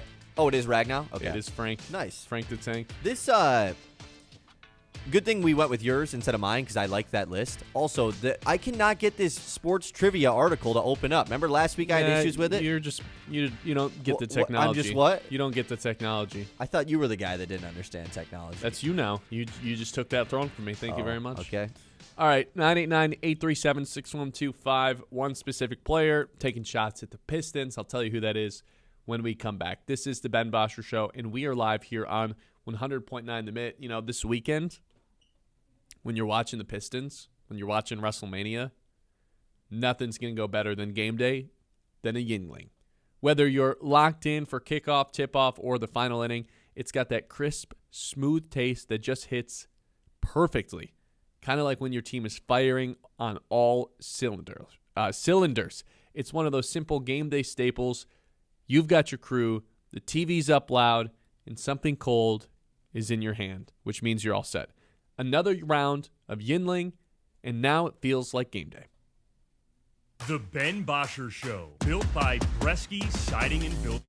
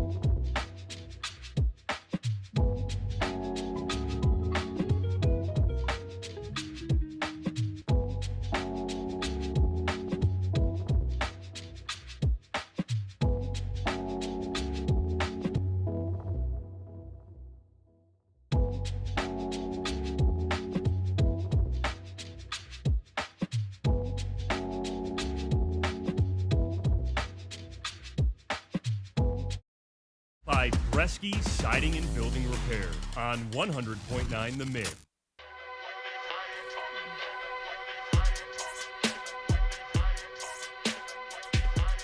LaMelo Ball, who has quickly risen up the hatred list for Detroit sports fans, it really does feel like they're going to end up playing the Hornets in the first round of the playoffs in a 7-game series. Do we know what the spread on this play-in game is? Because it's going to be Hornets versus Magic. I never know what to do when there's not an S at the end of the mascot's name or the nickname. What? Magic? It's just Magic. Yeah, Magic versus What do you mean Hornets. you don't know what to do? Like the Hornets versus The Magic. the Magic. Yeah, I don't know. What? I'm just out on any nickname that ends up without an S on it. Like the Phoenix Sun in the WNBA, or not the Connecticut Sun. You know what I mean? Like the Thunder. What do you call them? The Thunders? Yeah, The I Jazzes? don't like it. It is 3.5, by the way. For the for Hornets. That's it. In Orlando, by the way. This game is in Orlando. It's in the Magic's arena. That's a weird take. Yeah. I don't really understand it. I think it's just an NBA thing, isn't it? And I guess hockey has the four, mammoth. Yeah, there's 4 teams in the NBA that have no S last name teams, yeah. Anyway, I am a little bit excited to play the Hornets, literally just to silence LaMelo Ball, who has already claimed that the Hornets will win the series in 7, even though they have not even punched their ticket into the playoffs. Could not even be playing. Could be at home as of tomorrow night. What an insane thing to say. It's one thing to have confidence. I think LaMelo Ball has arrogance, and that's one of the many reasons I just despise this guy and think very little of him. And I can't wait to just the Pistons stuff him into a locker and slam it shut and then shake the locker profusely for 4 games. That's my goal for the Pistons going into a playoff series versus them. Just make a mockery of LaMelo Ball. Yeah, I mean, it's interesting because you look at who they played last year and the despisable character that was in that series in Jalen Brunson, and most likely you're going to get another guy like that. I think in either series, because if it's the Orlando Magic, Desmond Bane is just going to be hated. Yeah, but Desmond Bane's not like a star. You know what I mean? He's a pretty good player. He's a pretty good player. Coming into this season, people thought he was better than LaMelo. That's for sure. Now, LaMelo had a better year than him, totally, but better is different than star. LaMelo's a star. Sure. He is still the star of the Hornets. I don't think he's the Hornets' best player, but he is the star of them. Correct. He is more famous than anybody in the Pistons on the Pistons roster. He's more famous. He's one of the more famous players in the NBA. He's a star. Yeah, he is. You're right. It's a good point. And same with that's Jalen Brunson, elevated into a star. Obviously, being the best player on the Knicks is going to absolutely do that. And so, I don't think the Stars do very well against this Pistons team, man. Brunson did pretty damn good against the Pistons. It was also the Pistons' first time in the playoffs. But like saying I don't think they do good is kind of crazy. I mean historically, like even Kobe and Shaq, who ended their dynasty, the Pistons, Burden and Magic. Like those are 2 guys that struggled against the Pistons. Michael Jordan struggled against the Pistons until he hit the weight room and had to overcome them. Like I really do think that this could be a moment where it's just like, hey man, fun season for the Hornets. It's nice that you guys shoot a ton of threes. You're not ready for the physicality we're about to bring to the table. Because the Pistons LeBron didn't struggle. That's all I'm saying. He's different. The Pistons have a sort of physicality that I'm not sure a lot of teams are prepared for, which I think is part of the reasons the Pistons swept the Hornets in the regular season. For as much as we worry about the three-point shooting, lack of, which is a problem, there's a mental and physical maturity to this Pistons team that is just going to overwhelm a lot of teams, and I think the Hornets are one of them, especially for a team that has no playoff experience. Right. I just wonder if, making this segment about the hateable characters of LaMelo Ball in a Pistons playoff series, is it even going to be him? Because the Pistons have their eyes down the road. This Hornets series, is the reason why you hated Jalen Brunson so much was because he beat the Pistons. He went off and the Knicks beat the Pistons, and he won every game that he played in LCA last year and hit the game-winning shot after crossing up Asar Thompson to ice the series. That's why you hate Jalen Brunson. If you punk LaMelo Ball, I mean, sure, you can make fun of him, but can you hate him when the Pistons sweep the Hornets? Yes. And go out in their building? You're probably right. But I think it's going to be... The Pistons don't have a playoff win yet. Somebody's got to get jammed into a locker. Sure. Like, they got to take it out on somebody. If you're playing Cleveland round 2, they don't really have, like, a super hateable guy. I mean, James Harden, sure, but, like, he's he's been in the league forever. You know James Harden. Hold on, timeout. I know that you and I are both in line that we think we can beat whoever the 8 seed is. For my own sanity, can we take this one series at a time? Since the Pistons still don't have a playoff series win under their belt with this group. I'm hesitant to start talking about the second round at this point. Like it was right. fine during the season, but now this really has to be a one series at a time. It's not like they have any proven playoff pedigree at all. Sure, you're right. I shouldn't have said that. But still, it's okay. I'm just mapping out the people that you're going to end up possibly playing just for the people you can hate thing, because that is what this is about at the end of the day. I mean, LaMelo, other than Jalen Brunson, he's the guy, right? It's like, not are you the Pistons basically? had a ton of enemies. But like, not right now. You're basically setting it up for it to be LaMelo Ball, right? Yes. That's what you're doing? I hate him. If they play in the playoffs, yes. If they don't, then like LaMelo Ball is your most hated athlete. That's just kind of random. Yeah, that's fair. I don't like who else is it in the East though, because I don't really think they're not going to play the Knicks unless it's in the Eastern Conference Finals, and the Knicks would have to beat the Celtics, which I just don't think is going to happen. They did last year. But you're right. They probably don't play them. Different Celtics team. For sure. And like Atlanta's going to be a tough round one out, even though I do still like the Knicks in that series. So yeah, I mean, it's Brunson right now. He's the guy. Maybe there's going to be a Jaylen Brown Boston thing if they end up playing them, but it's Brunson just because you played him in the playoffs. Like that, the playoff series totally come into this. Cat might be second. Gun to your head, who'd you rather play, Orlando or Charlotte? Charlotte. Like, I want to play Charlotte. To stuff them in the Orlando's locker. worse. Orlando is worse. They are in a disaster point of their season right now. They want the season to be done. They want to fire their coach. It is a ticking time bomb. The way that I feel is the Pistons are going to punk either one of them, and I would rather have all eyes on this series nationally because it will be for Pistons Hornets. It led every show when they got in that fight that one day. It was talked about forever. The people love the Hornets. The Pistons are this like young team that's going to not put up with their tactics. It's going to have all eyes on it, and I think the Pistons punk them, so that's why I want them. Also, on the flip side, if it does end up being Orlando versus Detroit, that might be the hardest watch in the first round. Oh, it's going to be gross. So, a lot of missed shots. A lot of defense, man. At least Orlando can hang their hats on that. The Pistons have a way better offense than Orlando does, and that's saying something because it's not like the Pistons have this lights-out offense. 989-837-6125. More on Kevin McGee, Magoo, Kevin McGonigle when we come back. Because we got to talk about this contract. I'm going to tell you why it's absolutely bulletproof. There's no reason to worry that they overpaid him or anything like that. This is the Ben Bosscher Show. We're live 11 o'clock hour on the way here on 100.9 The Mitt. The Ben Bosscher Show, built by Bresky Siding and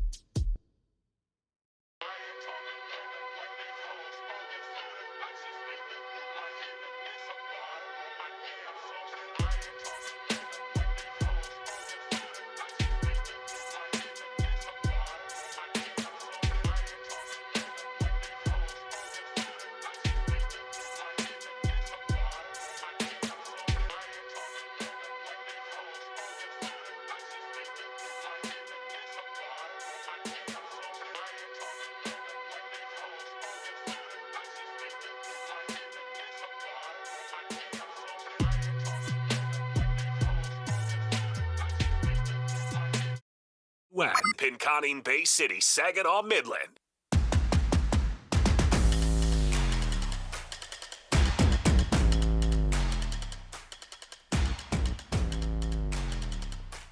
$11 hour here on The Mitt.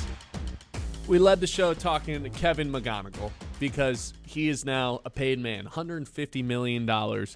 I want this to be very clear, as clear as day. There is zero hesitancy in paying a guy like Kevin McGonigle. It's bulletproof. It will not fail. Look around the league as to what is happening right now. Kevin McGonigle just signed an 8-year, $150 million contract. Connor Griffin, Pirates' top prospect, 9-year, $140 million contract. Brewers' top prospects, Cooper Pratt, 8 years, $50 million. Mariners, before they even see Colt Emerson play a baseball game in the majors, 8-year, $95 million contract. Why? Why is every baseball team across Major League Baseball trying to get their top prospects under contract? I think there's two reasons. The first of which is a potential lockout.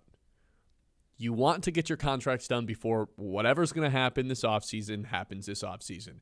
Is there going to be a salary cap? Is there going to be a salary floor?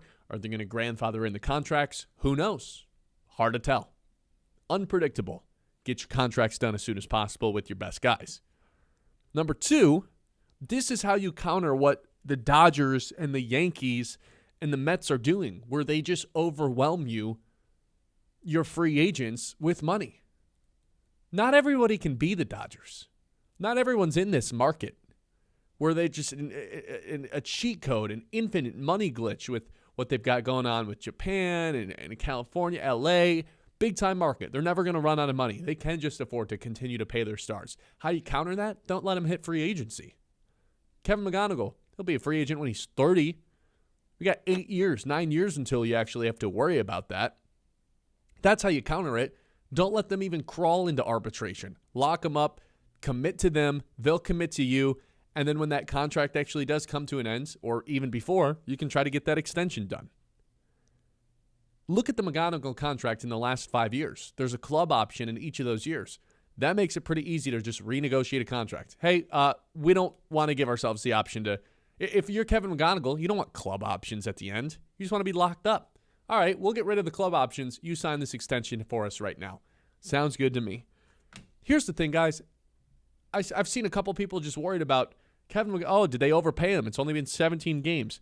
This guy's going to spend his entire career with the Detroit Tigers, at least the prime of his career. He's going to spend the prime of his career with the Tigers and never make more than $29 million per season. That's with the escalators. Max value as it is now, $24 million. That's way down the line. With the escalators, $29 million. That wouldn't rank inside the top 20 highest paid players in baseball this year. Would not rank inside the top 20. And you're going to have this guy in his prime on a team-friendly deal if this guy ends up being what we all think he's going to be, what he has shown flashes of being, what he was in the minors. And that is, for lack of a better word, a messiah when it comes to the Detroit Tigers. The guy who's going to save the franchise. Finally, you found a bat. This is the chosen one. It's Kevin McGonigle. I'm not just saying this for no reason either. Like, look at the top prospects across baseball that have been paid over the last 5 years.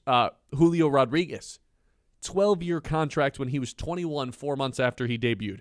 3-time All-Star. Do the Mariners regret that? Absolutely not. Roman Anthony debuted in June, got an 8-year contract last August.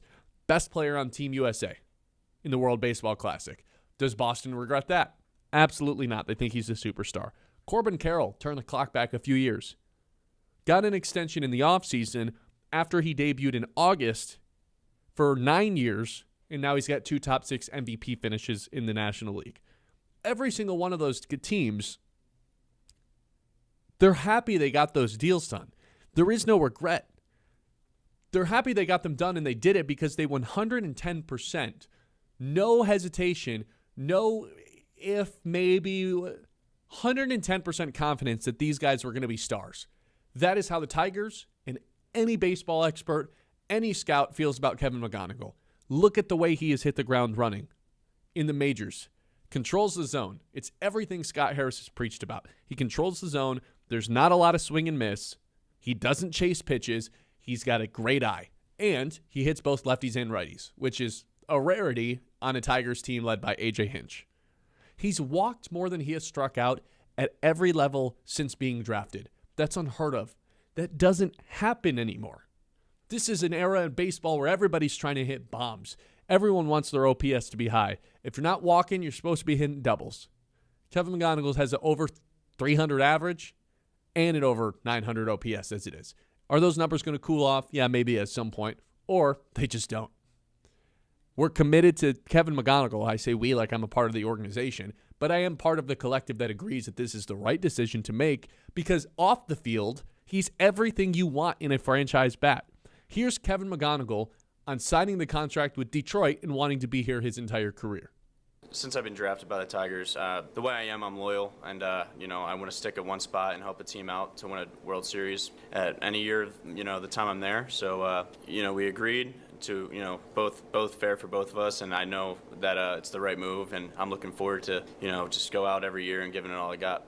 That doesn't sound like a normal 21-year-old talking. The reason they gave him an 8-year, $150 million contract is because they want to bet on him. So do I. I'm willing to do it. I think this guy's going to be worth every penny that Scott Harris and company are giving him. Yeah, all of those deals that you talked about have been given out across baseball with these top prospects. Not only do the teams not regret it, but just look at the names. They're all superstars. Yes. It's that simple, man. Congratulations, Tigers fans. You have a superstar. It's that simple. It is a proven track record. These guys that get these big time bags right away. And of course it implies that whatever's going to happen this offseason, you're trying to get out in front of it. That's why some of these minor league guys who haven't even played are getting paid. Sure, that helps. I'm guessing the Tigers wanted to pay McGonigle no matter what. These superstar prospects get paid like this. Riley Green did not get paid. Spencer Torkelson did not get paid. And look at them now. It's a conversation we had all offseason. Is Riley Green a superstar? I argued time and time again, no. He's a really good player. He's not a superstar. Spencer Torkelson, if you think he's a superstar, watch a different sport. Kevin McGonigle is a superstar, and he's going to, whether or not he is, you think he is right now, sure, that's fine if you don't think he is right now. We're 20 games in. Yeah, one thing's for certain, though, right now, he's the Tigers' best hitter. Yeah, exactly. And the Tigers' best hitter, to me, would maybe mean you're a superstar. And so, considering there's some pretty good bats on this team. Yeah, it's nice to know that guy is going to be on your favorite team no matter what for the next 8-9 years. That's awesome to think about, right? A little bit later, nonetheless. A little bit later on in the press conference, he started to get, a little teary-eyed about thanking his parents and how grateful he was for everything that they did and thanking the organization and how he's happy to be here. And he started to fight back a little bit to tears. And it's weird because I had one tiny brief interaction with the dude on this field. He wouldn't remember it.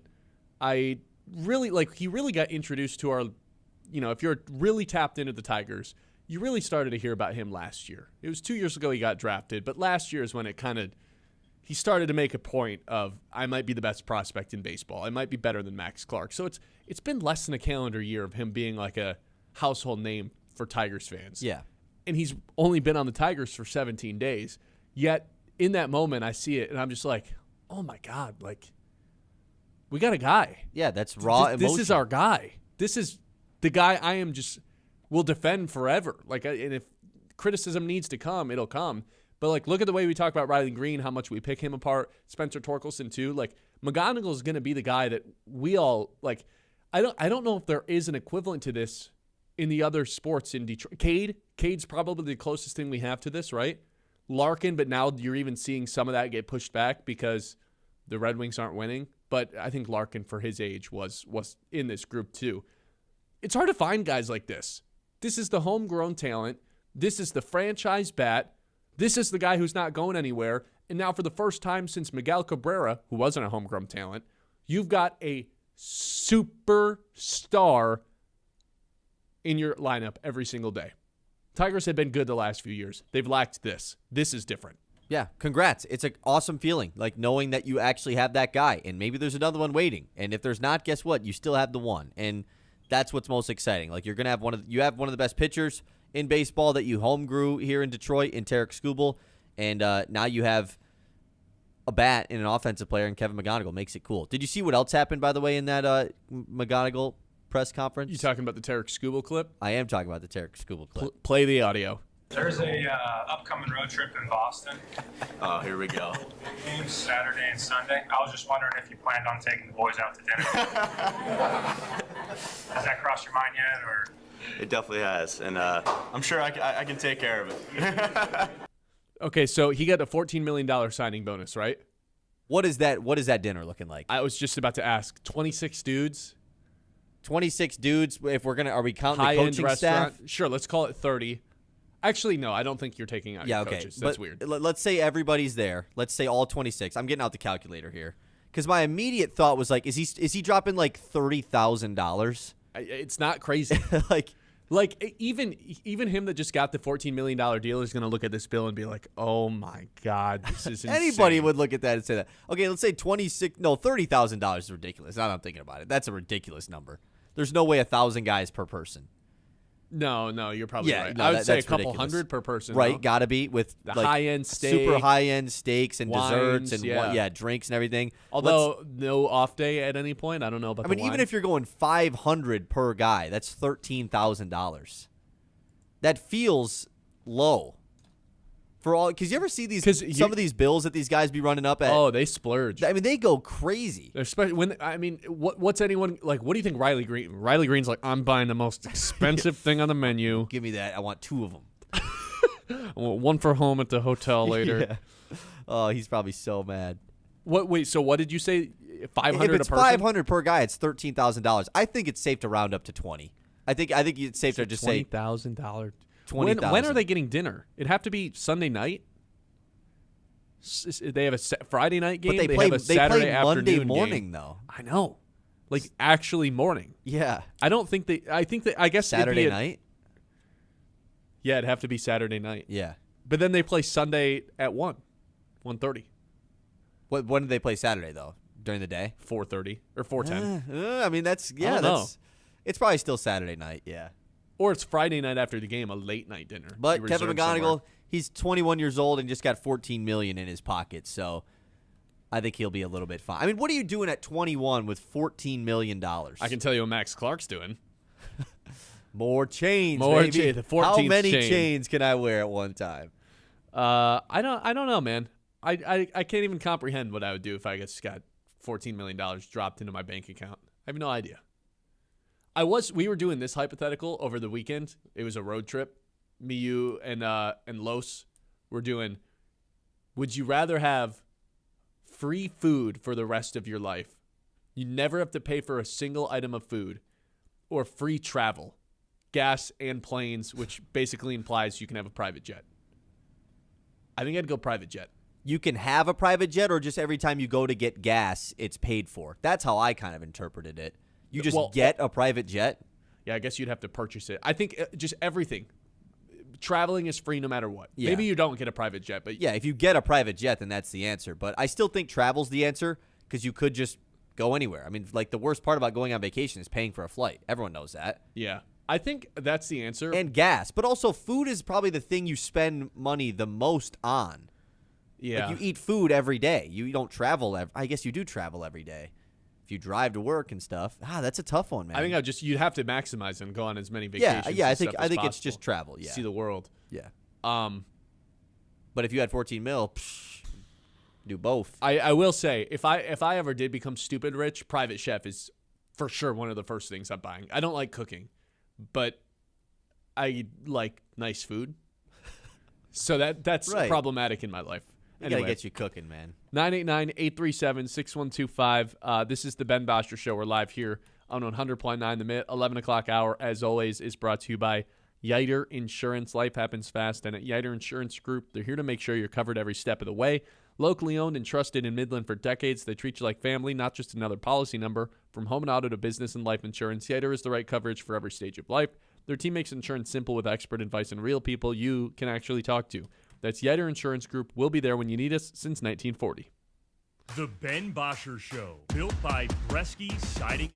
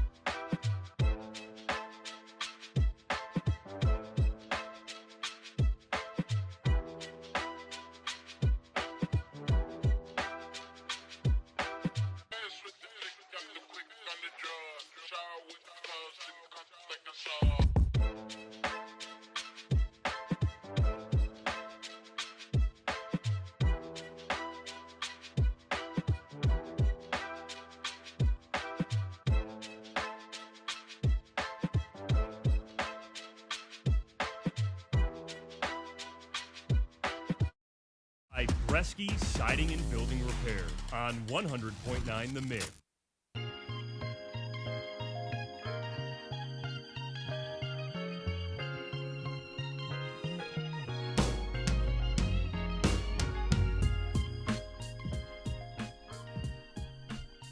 So we were talking about this earlier, and I think where I've landed on this is I am firmly in the belief that Scott Harris is the best GM / president that we have in Detroit right now. Him being number one, I still would have Brad Holmes number two. I get it. The Lions are backed into a corner. They're not dead, though. Let's not pretend like they're dead. And let's also not ignore what Brad Holmes has done in the past. The 22 and 23 draft class, that is like there'll be books written about those two draft classes for the Lions. Lions history, those are the best two draft classes maybe ever. So he's got the best resume for sure, even though he's backed them into a corner. Trajan is interesting for the Pistons because they're the 1 seed. They're way ahead of schedule. I think they're still in. Look, I hate to be the guy who's like, they can't win a championship. But just beating the Celtics and the Thunder in back-to-back series just seems maybe like a little bit too tall of a task for a team that hasn't won a single playoff series yet. So we'll see what happens with them. But the thing with Trajan is there's no F-ups. There's no screw-ups with him. There's just not a signature move like there is with Holmes with the 22 and 23 draft classes back-to-back. Hutch, J-Mo in the first round of 2022, and then the infamous 2023 of Gibbs, which even taking Gibbs in the first place there was insane. Trading back and still getting the guy you wanted was equally awesome. Drafting Campbell, even though everyone knew you shouldn't have drafted a loft ball linebacker, ignoring all that. Then on top of those two guys, drafting Branch and Laporta in the second round as well. Trajan doesn't have anything like that. Now Scott Harris does with Kevin McGonigle, drafting him, developing him, and it becoming full circle of him being a superstar in the making with the Tigers. So I think I'd go Scott Harris number one. Yes, because of recency bias, because I don't think Brad Holmes can be number one at this moment in time. I'd have Holmes 2, Trajan 3 because of a lack of a signature move, even though he's batting, 600? Just terrible OPS. His 600, his average is the equivalent of his OPS. And then, yeah, I think I'd have Steve Yzerman 4, unfortunately. Langdon 3, huh? Yeah. Just feels unfair. Like, you talk about all these moves that Brad Holmes and Scott Harris have made. Yeah, it's because they have 7 rounds in their draft, and then Scott Harris has 20 rounds to pick from. Like, Trajan Langdon has made 2 draft picks. You know? Like, and one of them was Chaz Lanier in the second round. Shout out Chaz. Like, Ron Holland is his only real draft pick he's even had the chance to make. And Ron Holland rocks. Yeah, Ron Holland rocks. Is he a superstar? No, but, like, check that draft class. Check the 2024 class. How many superstars is there? Oh, 0? Got it. Like, so to me, it just feels a little bit unfair to put Langdon in the bottom half of this ranking. It goes to show how good the other 2 guys, I guess, have been. I mean, it's like the 3, 10,000 gaps, Steve Yzerman. Right. I think there's a case for all 3 of them to be number 1. I really do. I think there's a good case for Brad Holmes to be number 1 just because he has done it good the longest. And also, yeah, I know. That's right. That's good grammar. I can't say anything. He has done it good the longest. Also, we made the argument that, yeah, terrible situations that all of these guys took over. You know, the Quinn Tricia era was not great. He also turned around the damn Lions. Who cares about the Red Wings or Pistons or Tigers? Well, also, like, all of those franchises have championships and history. The Lions have none of that. So you're saying Holmes won? I thought you were leaning Trajan. No, but this is the case for Brad Holmes, I think. Oh, for sure. Yeah. The Detroit Lions is the team that he, like, obviously they didn't win a championship, but, like, he turned them into an NFC championship appearance team, followed up by being the 1 seed in the NFC and winning 15 games. You know what else is? All off of guys that he acquired, by the way. Whereas, like, you make the case for Langdon and Scott Harris. Scott Harris didn't acquire Tarek Skubal. Yeah. Yeah, he didn't draft Riley Green. Yeah, he's got McGonigle. Trajan Langdon didn't draft Cade or Jalen Duren. This offseason was huge for Scott Harris. But to your Brad Holmes point, I kept saying the 22-23 draft class were signature moves. You know what else is maybe his biggest signature move? The Jared Goff trade? Yeah, showing up and being like, this is your guys' favorite franchise player. Bye. Here's 2 first-round picks. We're going to turn these into absolute studs. Yeah. And Jared Goff, like, who was viewed as a negative asset, has been a good quarterback for them. Drafted Aiden Hutchinson 2nd overall. Did he fall into your lap? Sure. You still did it. You know what's crazy? They traded him, and then they didn't even get a first-round pick that year, right? Like, that's the crazy part. They only had 1 first-round pick in 21, and then they had the extra first-round picks the following seasons. That's the crazy part about the Stafford trade. Yeah. The willingness to be patient, knowing this is going to be a slower rebuild. It's not going to be an overnight rebuild. But then they still did it like within 3 years, and they were right to the top. I think Holmes can't be any lower than 2. This is making me feel pretty good about Holmes right now. There's been a lot of negative Holmes talk. Is Holmes 1? Am I talking myself into this? I think based on how the last year and a half has gone, Holmes can't be 1. I'm blocking it off. Right. We've got a couple YouTube chats here chiming in on this. Pizza Man says, does Scott Harris have any involvement in last year's collapse? Yes. Yeah, I think being satisfied at the trade deadline. Being the worst collapse in the history of the sport, I think everybody gets a little bit of blame. Now, the team was in a good spot at the deadline, and I don't know if maybe you planned for the worst-case scenario ever to happen. The literal worst-case scenario, Yeah, yes. like that seems a little bit pessimistic if you would have thought that way. So I don't think it's as much of his fault as it is like the players' faults. Mm-hmm. But he didn't acquire anybody to help this team out and get out of that funk, so I think so. Gary says, what GM moves you to get excited to watch their team or get you to the point of turning them off and switching the channel? That's why Langdon is tops for me. Huh. Don't get frustrated watching the Pistons. Yeah, I don't know if that's a fair way to judge it, though. Right. But it's also, I mean, those are the guys in charge of putting the product on television. The product in the field, the court, whatever it is. They're in charge I would of it. almost give JB more credit for that because they love playing for JB. So, I mean, that is how they perform on the field, but it's the players that are there are brought in by, of course, the GMs and presidents. I think that is the part where I almost am leaning Holmes, is that Holmes won. Holmes' team is his team. It's not Taylor Decker was the last. He's gone now, too. Everybody on the Lions was Holmes' guy, and that's just because he's been there longer, of course, and you could make the same argument for Yzerman. Well, but nobody's making the argument. The Lions have had more success. Where it's like still the superstars of the Pistons and Tigers, and it's not Harris and Langdon's fault, were brought in by the previous regime. It's such a good argument because there's 3 guys that totally are worthy of being in that top spot. Man, it's tough. I just can't go. I'm okay with Holmes or Scott Harris being 1. With Holmes, it feels more of a legacy thing than a what's going on right now type of thing. And with Trajan, I can't do it there quite yet, even though super high batting average. Yeah, you're kind of talking me into it not being Langdon a little bit. It feels unfair to him, but it is unfair to him. Yeah. But he's also been there for 2 years and lacks a signature move. The moves around the edges have been fantastic. I've got a cop-out answer. Okay. If Brad Holmes takes a left tackle or takes a tackle in a week from today, which the draft is a week from today, by the way. Wow. Then he's my number 1 answer. I don't even care who it is. Takes a tackle, Brad Holmes, baby. He's back. What if it takes a tackle and then we find out that tackle has sucks been in several car wrecks? Okay. I mean, what are we talking about? We talking about somebody the Chiefs would draft? Yes. 989-837-6125. This is the Ben Bosscher Show. We'll hit the news and our 3 traditions to close every show on the other side of this break. The Ben Bosscher Show, built by Bresky Siding and Building Repair on 100.9 The Mid.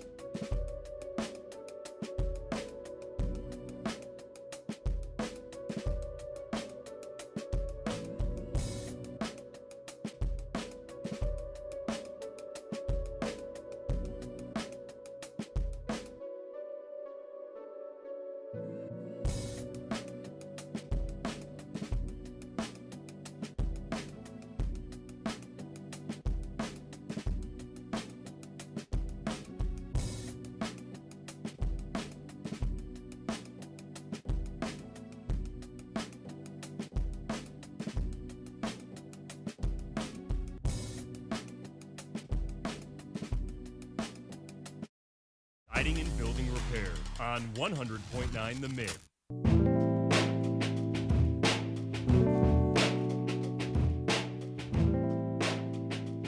Well, this seems like a very perfect time to hit the news because we just got a little bit of breaking news. Go ahead and hit the Mitt Morning Catch.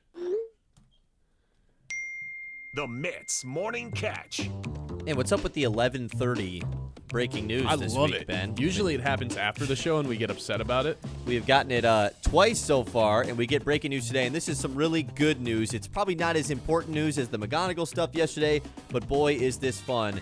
Shams Charania of ESPN is reporting that the NBA and NBA Players Association have ruled in favor of Lakers' Luka Doncic and Pistons' Cade Cunningham on their Extraordinary Circumstances Challenge for the 65-game award rule, making them both eligible for the 2025-26 season honors such as MVP and All-NBA teams, which, of course, is humongous. Cade came one game short. He got injured in the 65th game played, which was 5 minutes out in that game, so an extraordinary circumstance makes sense for him. Luka Doncic had to miss a game because of the birth of his child. Both of them seem pretty fair reasons, so happy that the NBA is doing this, by the way. This felt like the most obvious thing ever, and I'm happy they're doing the most obvious thing ever. So, first team All-NBA then is going to... Is he going to be first team, though? Here's the thing, man. I don't think he Everyone is. had just assumed that Cade Cunningham was not going to make it, so I think a lot of people had filled out their ballot.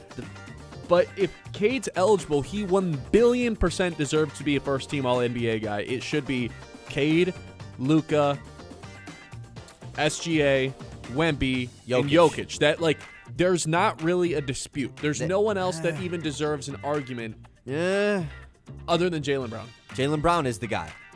And he's played more games. But here's the issue. So people had, as soon as the regular season is over, you figure you got to fill out your ballot. Well, they had until Friday to do it, until the NBA playoffs starts. That's when the voters have their time to finish their ballot. So, like you said, it feels like the first team should be Luka, Wemby, Jokic, Shea, Cade. But those four spots are for sure locked up before Cade. That fifth spot is between a Cade, a Donovan Mitchell, a Jaylen Brown. I don't think Maxi's going to be in the consideration for that. No. Brunson, no. It's mainly between, I would say, Donovan Mitchell and Anthony Edwards. Oh, wait, no, Edwards is not eligible. Never mind. Dang, Edwards is not going to make All-NBA this year. That's really weird to think about. So, yeah, it's between Brown, Mitchell, and Cade. Cade is a one seed, man. Duran will be an All-NBA player. The Celtics will not have another All-NBA player, so that might be a case for Jaylen Brown. But, yeah. Good stuff, though. I'm happy that the NBA is doing this. I wonder if he'll be a top 5 MVP finish. Should. Definitely unless it's Jaylen Brown, right? I mean, Brown's the other guy that people might vote for. Oh, I hope nobody filled out their ballots quite yet. Because now that Cade's eligible, this changes everything. Yeah, they had to make this rule before the end of tomorrow, so happy they did it now, but who knows? Maybe it's too late. That would be really unfortunate if it's too late, but this is big stuff. Very excited for Cade. Hopefully he's still on that first team. Oh, man, people probably already submitted their ballots. Now that I'm thinking about it. Yeah, but you probably are allowed to... They better give him a redo, man. Right. If he doesn't make it, I'm going to be pissed. Yeah, I'm going to be very frustrated if that's the case. Okay, let's hop into the rest of the news. Last night, Shohei Ohtani was on the mound for the Dodgers and gave up his first run of the season. Oh, man, Ohtani, not very good. His ERA went up from 0 to .95. After he gave up his lone run, though, he threw 4 straight 100-mile-per-hour fastballs. And he talked about how he was kind of upset after giving up the run and felt like he needed to crank it up, which is hilarious. He had 10 strikeouts, and the Dodgers beat the Mets once again, 3 straight wins over the Mets. But Ohtani didn't bat, by the way. Wanted to throw this in the news. No DH for Ohtani on the pitching day because Dalton Rushing is way too good. He was a DH yesterday for the Dodgers. He hit another homer and a double, 4 ribbies. Dalton Rushing, a former Loon, of course, now has an OPS of 1353 on the season. Yeah, that dude was a monster when he was here. And he's been a monster in L.A. What are they going to do? I don't know what their plan is, man. Will Smith is on a 12-year contract or something. And Rushing is just crushing baseballs. They got to figure out a way to get him in the lineup. But, their DH is the best player we've ever seen in Shohei Ohtani? Shout out to Dodgers, man. They don't have to just get all their players in free agency. They can build them up here in the minor leagues. I don't really miss. Okay, last night the Red Wings season officially ended. Did you see how this game went, Ben? 8-1 loss. Boy, they got destroyed by the Panthers. And finally, this very, very disappointing 2025-26 Red Wings season is over.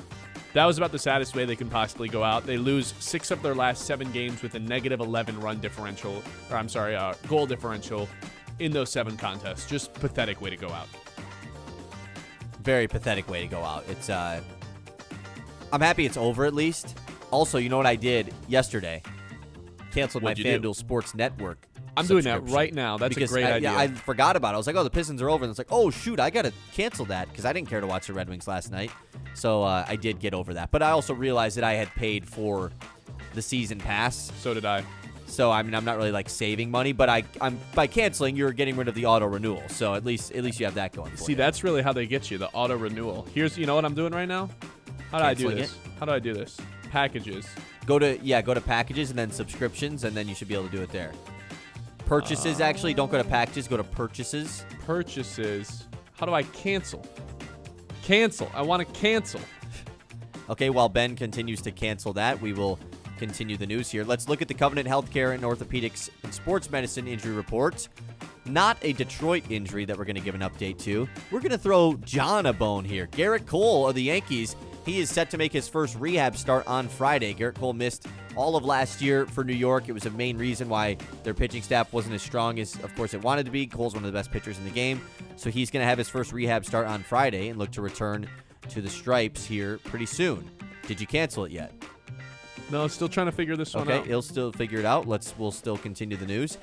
I don't know if you saw this. Carlos Olberg, who won the light heavyweight title last weekend at UFC 327, he lost it. He lost the belt.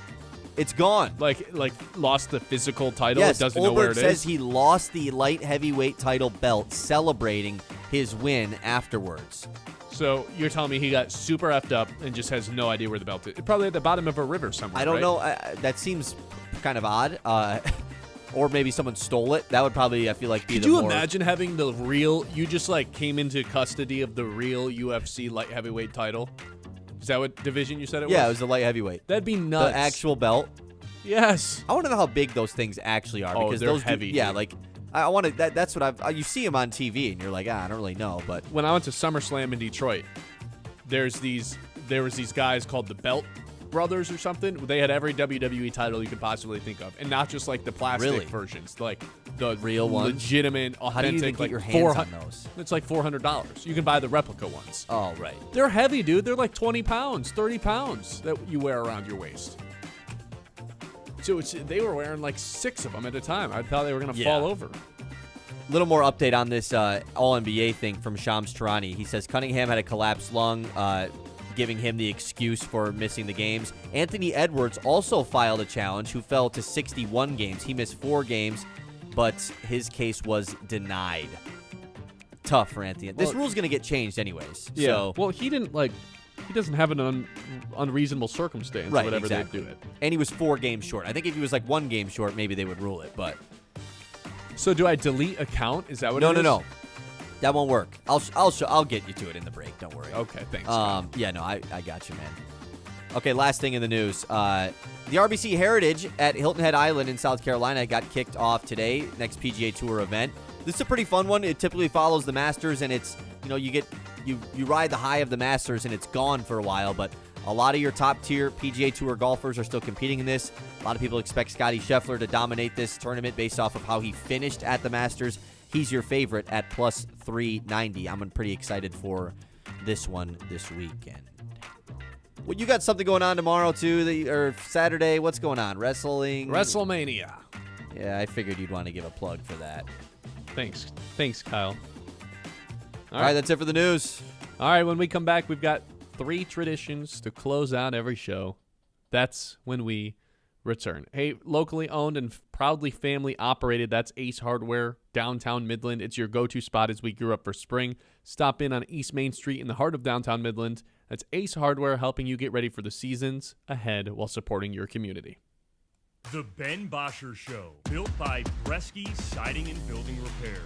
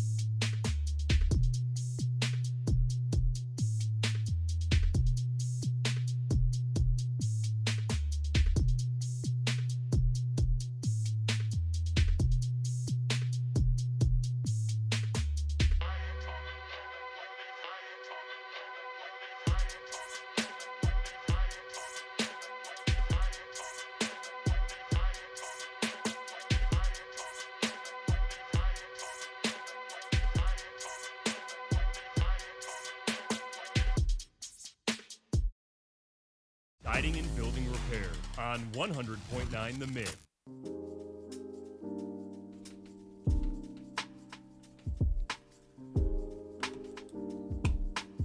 Not one, but two traditions. Not two, but three traditions to close out every show. The first of which is our Lock of the Day. Lock of the day. You better lock it up. No, you lock it up. You lock it up. Lock it up. Lock it up. I went to bed feeling pretty defeated, like this wasn't going to hit yet again. I wake up feeling like a champion. Steph Curry did, in fact, hit 5 threes. He hit 7 threes, which was a plus 130 bet that we had yesterday for our Lock of the Day. We're going to need a couple more. We're not satisfied yet with one win. I'm still really salty that the Heat didn't pull it out yesterday. That would have been a huge 2 win. days ago, yep. 2 days ago, yeah. I really messed up yesterday. I got to start I put in the work to this spreadsheet, and I don't look at the numbers enough when I'm picking tail or fade, because I faded you yesterday based off of, well, this guy just can't hit any bets. I can't tail him again, you know? You have hit 4 Wednesdays in a row. Wednesday's your day.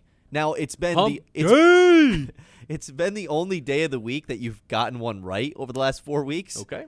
Monday, Tuesday, Thursday, Friday, 4 straight L's across those weeks, which is pretty hilarious. But yeah, 4 Wednesdays in a row that you've hit. Just kind of odd. He's singing the Days of the Week song. Yeah. So, yes, you hit yesterday, 8.81 units down in 2026. You're 4.5 units down in April. I'm going to the Tigers today. There's one guy who's had, shockingly, Riley Green has had like an incredible amount of success against Bubik, who's on the mound tonight. The moon. Lefty. He's hitting .444 against him in his career. Kind of crazy, right? Interesting. Not the way I'm going, though. I'm going with the guy who made the play of the frickin' decade at home plate yesterday, Javi Baez, who just had a magical slide. I think he follows it up with another big game. I think we're in the middle of a Javi hot stretch, and that's reflected, in terms of the stats this year. I think he started out the season well. He's seeing the ball well. He, in his career, is 273 against Bubik, 3 for 11 against him. I think he just stays hot. Usually the Javi, awesome moment is followed by a couple more Javi awesome moments. They're not sprinkled. They come in bunches. So I'm going with Javi Baez to have 2 hits plus runs plus RBIs at plus 105 today. Righty lefty. He's been really good against the righties this year, or against the lefties. We got a lineup card for today too already, right? Yes, we did. You want me to read it off for you? Yeah, sure. If you have it pulled up. The lineup for today does not feature Colt Keith. Ooh, by the way, we did just get a Verlander update. No setback so far for him, so should be still on a regular timetable. Gleyber Torres leading off. Kevin McGonigle in the 2-hole. Jahmai Jones for the first time in the starting lineup at 3 because there's a lefty on the mound. Dylan Dingler in the 4 spot. Riley Green in the 5. Matt Vierling in the 6. Spencer Torkelson in the 7. Wenzel Perez in the 8. Javi Baez in the 9 spot. Not really favoring me where Javi Baez is batting today. So hopefully Spencer or Wenzel or even Matt Vierling can get on base and Javier can hit everybody home. Weirdly, one of the most clutch players on the team and always has been. For real. Always has been. Like since the day he showed up in Detroit.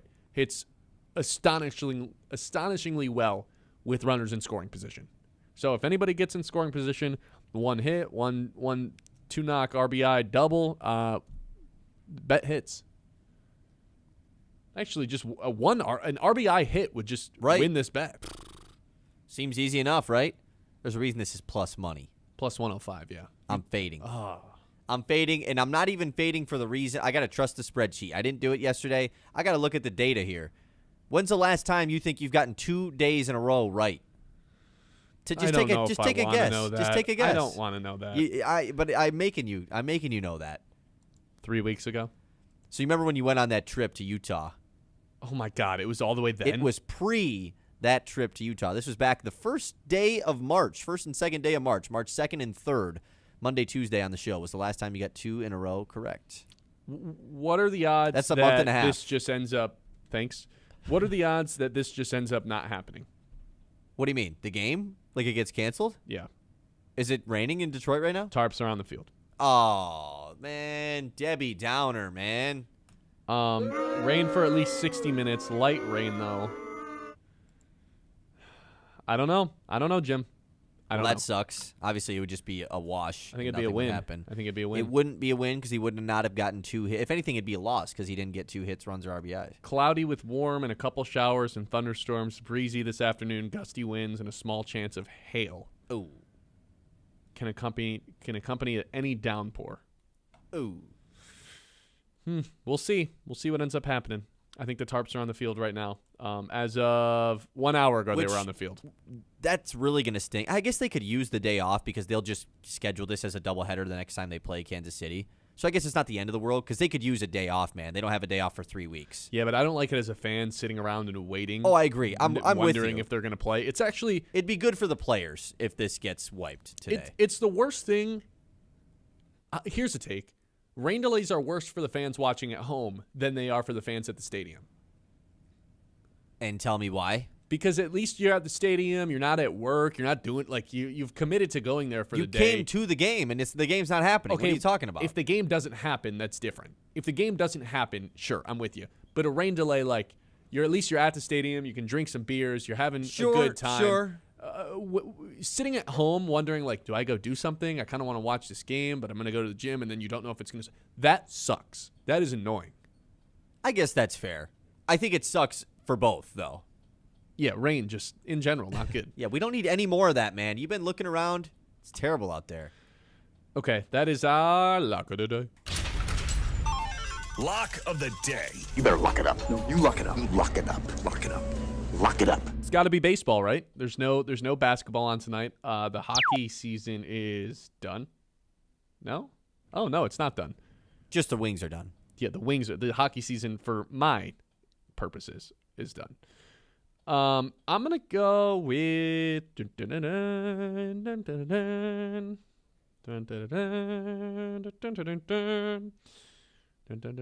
Right? No, he's still thinking about it?